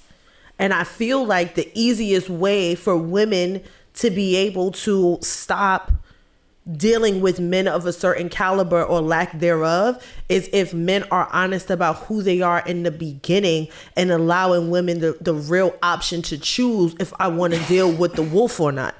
I think that most times men hide themselves as a wolf in sheep's clothing, and then later on you figure out and you find out like things are not exactly what I expected it to be, and in some instances that can be too late. So I don't know how to hold us accountable for that. The best thing I could say is, and this is gonna sound horrible, it would be, don't take niggas seriously, don't believe anything that comes out of their mouth, and don't have babies with nobody ever, because because you could be married with somebody and then have a kid with them and they turn into a completely different person. At this point, everybody just needs to stay the fuck away from each other, because what else do you want me to do? But you didn't answer the question either. I did. Because there's some people out there there's some women out there that do pick ain't shit niggas on purpose, and they know that they ain't shit. So, but I think that that's subjective, because you can find a bitch in a hood that love a hood nigga, and that's her personality meshing with her personality. Just because he a hood nigga to her doesn't mean that he ain't shit. Or just because he has certain morals and values to her doesn't mean that he ain't shit. But to me, I'm like, mama. So you're saying that men, they're the only ones that just like, how should I say it? So it's only like the women's responsibility to choose. I'm trying to say is basically, damn it, I can't explain it. Doesn't know words. Because it's like, I feel like how we're painting the picture is like, she's painting the picture. Women, me? Yeah. When women and men go on dates, it's like whatever happens that the niggas not shit is all because of the women's fault. So, and I feel like that's what Tahoe's trying to say, like how. Wouldn't say it's the woman's fault, but maybe it's something with the selection. Like, that's what I'm trying to say. So what I would maybe hint at, and this isn't my job to point out y'all accountability, is like maybe y'all are passing up a lot of niggas that you feel like are square, and maybe that's something that you could hold yourselves accountable for. Like a lot of these niggas that square aren't attractive to women, and maybe that's an area that could be improved on. I don't think so, because I know squares that are worse than some of the niggas. Like if I can point out the niggas that I thought that were the squares that was like the cookie cutter, like the good ones, and they did worse than the hood niggas that I dated. So? Just like, all right, so there was this one dude that I went to college with that I used to date. I don't count him as a boyfriend anymore, but 10 years ago I probably would have. So we were in college. We were friends in college. Mad close. And he liked me for years. And I basically friend zoned him because I'm just like, oh, you know, just like college friend or whatever. Like he's a little nerdy to me compared to the niggas that I was dating at the time. He was a little nerdy. He was a little, you know, whatever. He was a good boy. And I'm just like, do I really want to date the good boy? And then after years of asking me out and years of like, maybe like 2-3 years of like telling me how he felt about me, I'm like, fuck it, I'm gonna get this nigga a chance. He was the biggest liar and cheater of all of the liars and cheaters that I ever dealt with. Like, he was my first experience of dealing with a girl coming to me as a woman on the timeline. I never experienced no shit like that before him. Like, just habitually lying about little things and then finding out that this nigga had like, he lived in Queens and he had like 2 bitches in Queens, and then like I was the Brooklyn girl, and this is somebody that was like on my back for years. And I'm just like, I didn't expect this from you. You're somebody that I thought was my friend. You're somebody that I thought was a lame. Like, I had to convince myself to date the good nigga, and you're the one that did all of this? It's your fault. Yeah. And obviously it's my fault. Because you made him socially awkward because he ain't know how to date because he ain't get no play. Nobody gave him no burn. He had mad bitches. So he didn't know what to... But he wasn't ugly. No. He wasn't ugly. Okay. He wasn't a lame like that. Like, he was very well dressed. He was very well spoken, chocolate. Like, he was fine. But I just didn't expect that level of deception from this person or the person that I imagined in my head that he was. No. I'm like, you was never even built like that. Like, I would have saw this coming from like the Crip nigga I'm dating from East New York. Like, I didn't get that from you. Gotcha, bitch. Yeah, like on some real shit. Like, I would never forget the day, son, because it was like during the Grammys time and everybody is live tweeting. And like, there's a Grammy performance going on and I'm watching this shit on TV and I'm live tweeting with everybody. And then I get a fucking tweet from a girl like, is bitches like Miss Daja Bell the reason why black families can't stay together because you ruining black families? And I'm like, huh? Whose family did I ruin? And basically he was playing stepdaddy. He had a girlfriend. She cheated on him, got pregnant by another nigga. They broke up, then somehow they got back together and he was playing like stepdaddy to the baby. And she said that I had stayed in the way of the black family unit because I'm trying to take her fake baby father away from her. I was bamboozled.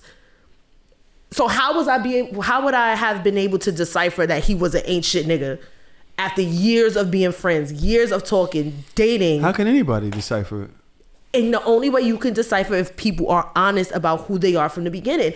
And then how? I feel like niggas like to play the long game. Like, I feel like he knew he wasn't shit for a long time. And he also knew that I did not know. And he played that for a long time because if it wasn't for social media, I would have never found out. How would I have never found out? Don't actually know they ain't shit. How? I feel like they... Like, I know my ain't shit qualities. I feel like you know some fucked up shit happened, but there's always a reason or excuse, or, you know, you ain't hear me out, or, yo, you know, they wasn't really trying to fuck with me. Like, there's always an excuse. You don't really look at yourself like, yeah, I'm a foul nigga. Yeah, that's true. Or you definitely don't know the extent of it. And I'm going to tell you, the times that I have said to myself that I'm a foul nigga is times when I didn't want to be a foul nigga. Like, I know I did. Afterwards, I'm thinking about it like, yeah, that was fucked up.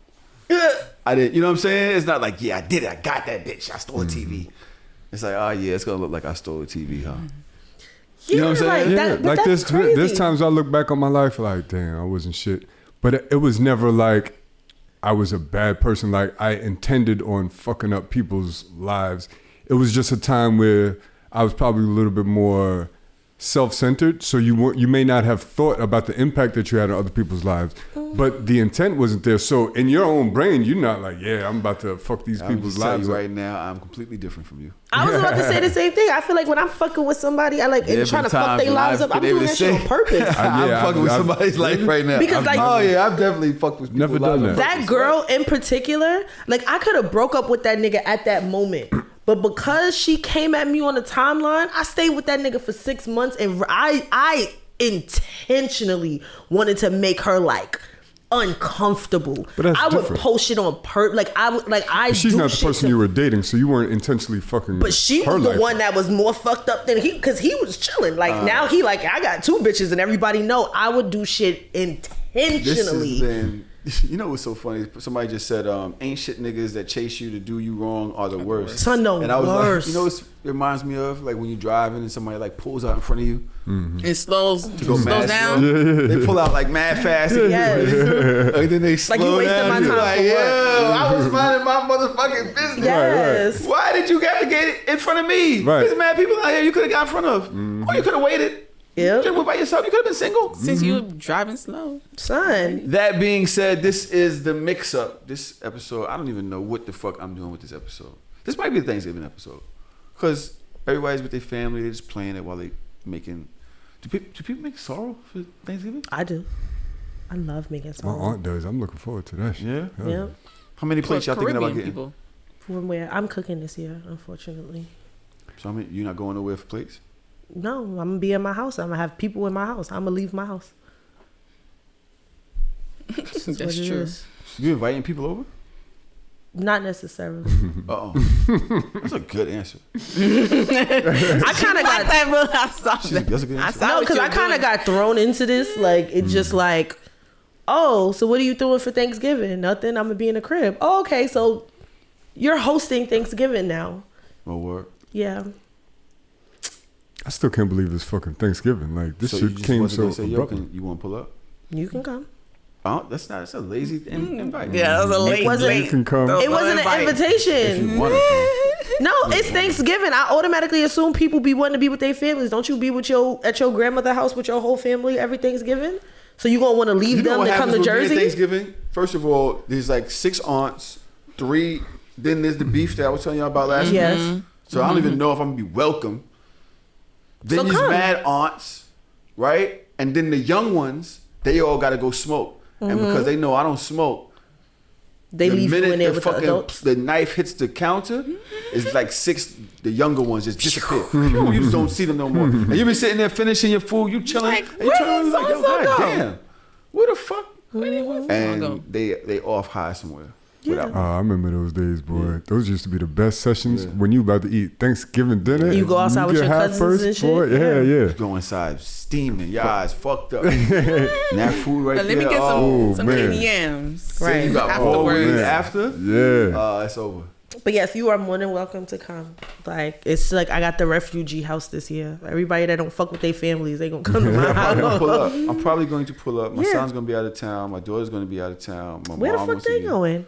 Everybody's going somewhere. That sucks. My son's going to Atlanta. Guess what? What? The episode's over. So Really, we're gonna I have want 4 1-hour episodes. That's what we're gonna do. 4 1-hour episodes. No, what do you mean? Hour and a No. half. That's the first episode. It's over. We have to do another one. He just didn't do part 1, part 2. Yeah, I just He didn't say it. All right, bye. So Shameless, we'll be back. I don't know So if we I got did 2 another parts 3 hours. already. And being that we was talking about Hour and a half fucking each. Diddy or whatever the fuck, the conversation went to like 150. I was just like, fuck it. Yeah, Okay. it was like long. I looked at the time. I was like, it's Fuck it. 150. And there was no way for me to break it up. There was nothing that I could do. So Yeah, I gotta pee too. I gotta be out of here by like 5 though. So, okay. cause I gotta go to Harlem and get my child. So we only doing a half an episode for this week. No, we can. It can still be 2 full episodes, but it's just probably not gonna. It don't have to be an hour and 30 minutes. Oh, yes, Period. you're saying. Like So 5 would be what though? Should be 4 to 5. Oh, it'll be 2:30. 2 hours and 30 minutes between, cause it's 3:30 right now. Yo, you ain't lying, 3:30 to Tamara. 4:30 to 5. Them smoke sessions with your family, Thanksgiving. See, I never had them because by the time I was old enough to start smoking and shit, my family was already like broken up and all over the place. I've been smoking my ass off. I Oh, don't so gotta go soon. back to work till like.